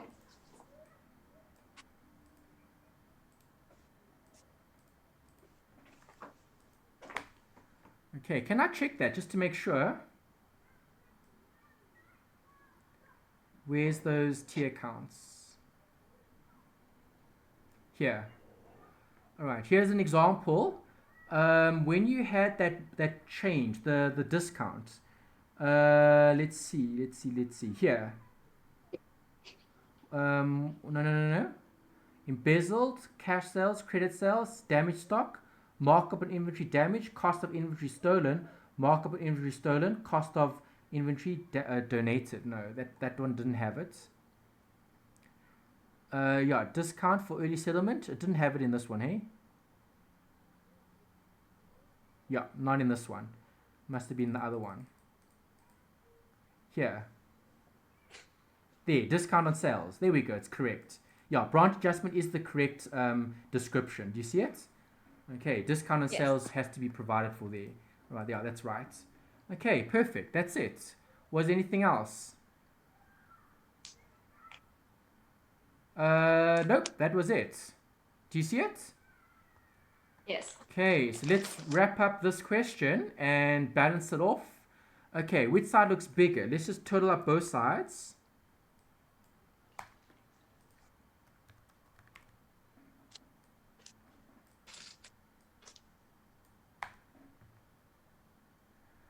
This side is bigger than that side, so balance the figure on that side, and then this minus the sum of all of those figures. Okay, that's going to be your branch adjustment. Okay, so let's see. Okay, which of the following represents the correct amounts for branch adjustment, markdown on sales, and branch adjustment, markdown on costs in the branch inventory account as at 31st September, after taking the additional information into account? Okay, so we've got, let's see here, 21107, there's it. Branch adjustment, markdown on sales. The markdown on sales. Branch adjustment is the total. The markdown, which would have been, hold on, do you see what they're asking for here? They're asking for two separate things here. Markdown on sales. The markdown on sales was for this. Do you agree? Yes. Okay, the markdown on sales was 21107. Do you see that? Yes. Okay, that's the markdown. That was fine. Okay, but now you've got options here. Okay, branch markdown on sales, and then you've got branch markdown on costs. Oh, okay, I see what they're doing. They're splitting it. Do you see that? Yes. Okay. Oh, so then you have to split your 21. Yeah, so they want me to split this. Yes. Okay, so let me split it because they want to split it.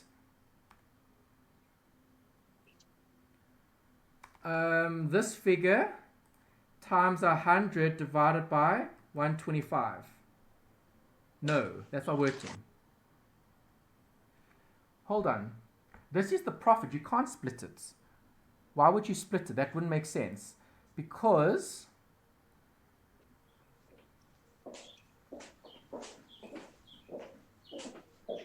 this was the net amount. Do you agree? Yes. That was the selling price before the discount. So in actual fact, this figure is representing cost plus markup. Okay. So this figure times 100 divided by 125. And this figure times 25 over 125. Okay, there we go. All right, that gives me 14,071. Okay, so if I'm looking at the selling price, okay, this is the cost, this is the markup. Okay, what did we show? We showed the net. What was the net? The net was 49250. Do you agree? Yes. Okay, so this figure was the net amount, which was too little. Okay, this discount amount was the amount that was missing because that was the discounted from the actual selling price. Okay, so if you're looking at the discounts, okay, you've got the markup here of 14,071. That markup relates to the selling price of the goods that you had sold but at a discount. Okay, so because you sold those goods at a discount, okay, those goods that you had sold, what is the cost price? What is the markup? Okay, all right, that's the difference. Okay, so this 14,000, okay, and 71 is the markup that should have been recorded but wasn't. Does that make sense? Yes. Okay, so that means when you're looking at this figure, the 21 was the discounted amount. That wasn't right. I should have shown this amount. That figure. Okay, because this figure is representing the markup, and that markup is the markup that you didn't include. Because, let's go back. Let's look at it this way. Okay, when inventory came into the branch, do you agree the inventory would have come into the branch at what price? At 70,000, 357. Do you agree? Yes. Okay, when you sold the stock, okay, the stock was sold at 49,250. Okay, that was that figure. Okay, this figure is short. It's missing the 21. The discount is the 21,170. Do you see that? Yes. Okay, so the 21 minus the 14 gives you the 7. Okay, so this is the discount that you've provided for. That's the markup on the actual product sold, which is 14. So 14 needs to go there. Okay, and then the other amount is the 7035. Does that make sense now? Yes. Okay, so if you had to choose an option, let's see. 12 and 21, no. Okay, it must be 21 in total. See, if I add up those two amounts, I get the 21. Does that make sense? Yes. Okay, but I'm just splitting it out to show the difference. That's the problem with that. Okay, that's why you can't show the 21 as one figure. It is one figure, but it needs to be shown separately, and that's what they've asked you to do here. Okay, so which option are you going to choose? Why does 2 and 4 look exactly the same? Okay, no, branch at 2. 2. You're going with option 2. Number 2. Yes, the markdown on the Yes. sales is that figure, and the markup that you've reduced was the difference. That. Yes. So 4 okay. just said branch expenses. That's where it's wrong. Option 4. Option 4, looking at branch expenses. Okay, well, It has branch the expenses relates to Yeah. the cost. Okay, let's double check that. It's a good question. It's a very good question. Okay, when you have a markdown, let's look at it here. Let's double check that. It's a good question. I think we looked at this in the first one. Here, yeah, this one. Okay, here's that markdown. Remember this example where you had the sale and then you had the profit and then you had the difference. Yes. Let me recall this. Where's the question?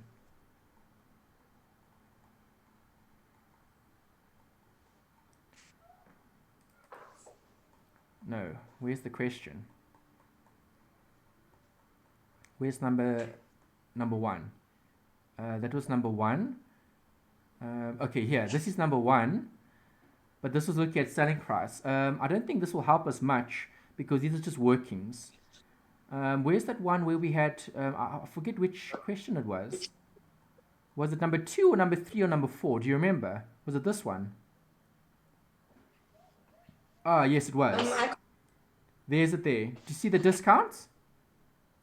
Yes. Okay, discount on selling prices for the cash sales granted to the customers amounted to 30 Rand. Okay, so if it's 30 Rand, do you agree this 30 Rand is representing the amount after having given the discount? This is the discount. So the net amount would have been less than. So if you look at it, where's their working?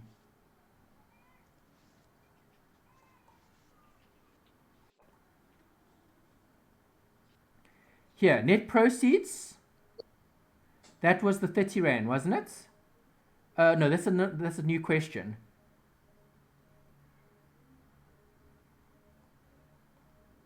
Exercise 8.1. Okay, 8.1 had a discount of 30 Rand. Okay, when we had a discount of 30 Rand, we showed the 30 Rand.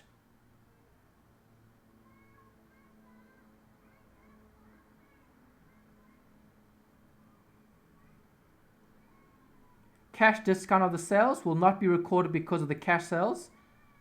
Okay, this was part of the sale. Okay, that one doesn't help. This one, let's check this one. The net proceeds of the annual sales amounted to 360. Yes, this one will work. Okay, inventory was sold at selling price. There's a 10% discount. Do you see that? Yes. Okay, so in this scenario, it would have been... Do they show the working?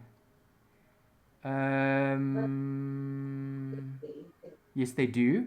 Okay, cost plus markup gives you selling price.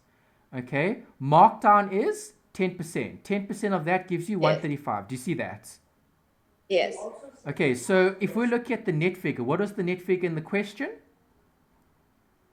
360. Do you see that? Yes. Okay, so this 360 is representing the 150. Yes. Okay, so to get the full amount here, you had to multiply by 150 over 135 to get the 400. That's correct. Okay, 400 minus 10% is 40, gives you the 360. Do you see that?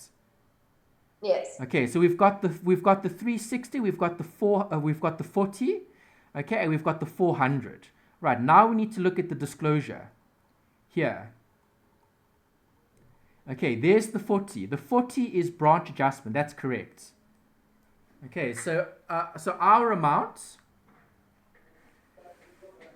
discount on the sales was the, what is it, 17? 14. Branch adjustments. Yes. Okay, in the branch expense account, did they show anything here? There's the branch discount, see, branch adjustment. There's the 40. Okay. In the branch expenses account, it isn't branch expenses. There's no branch expenses. It must be branch inventory. There's nothing here. See? Yes. Cash stolen, inventory stolen, branch profit. Yeah. Okay, so you don't use branch expenditure. It must be branch adjustments.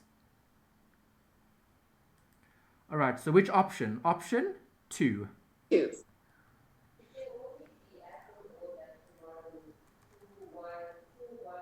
Question 19.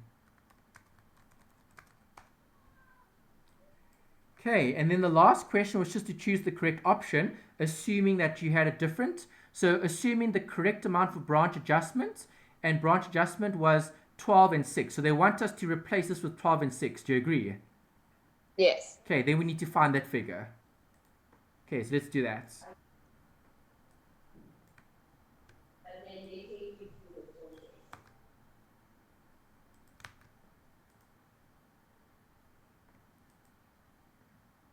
Ooh, I think the amounts have changed. Yeah, they have.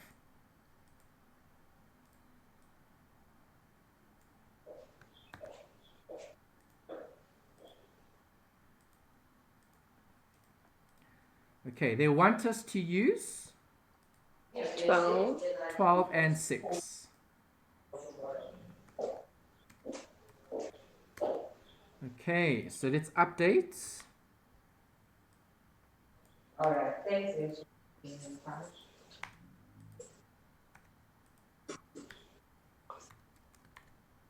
Ma? Yeah? I'm leaving now. Yeah, because Shirley Okay, just the finished answer is 9903 surplus option 4. Okay, all right. Yeah, I must say, quite a hectic paper, hey? Multiple choice, Yes. definitely challenging because it's multiple choice. With multiple choice, you're going to have to try search for those right answers, but you have to do workings to get there, which can be quite challenging, hey? Yeah. Yes. So you're going to have to try do more of those assignments maybe, hey? Or maybe even try redo Yes, this one, yes. because this one you haven't done ahead of time, hey? Yes, this one I didn't do. You didn't do it, hey? Okay, so let me save this. Okay, then you can maybe leave it a week or two even, and then come back, do this exam like an exam, and see if you do it on your own under exam conditions. Maybe time yourself 85 minutes, 65 marks, and then afterwards mark it with the answers that we've done today, Okay. and see how you do. Right. That'll probably give you a better indication of how long it'll take. Yeah. Okay, because by then you Okay. would have prepared and you would have done some more examples and so on. Yes, and I would have had my templates and everything ready. 100%, yeah. So maybe do that as a practice run, hey? Maybe leave this for that last week and then do it as a practice run. But I think over the next 2 weeks or so, I think try do more of those older past papers, and then I can go through more of those questions with you. Okay. Okay.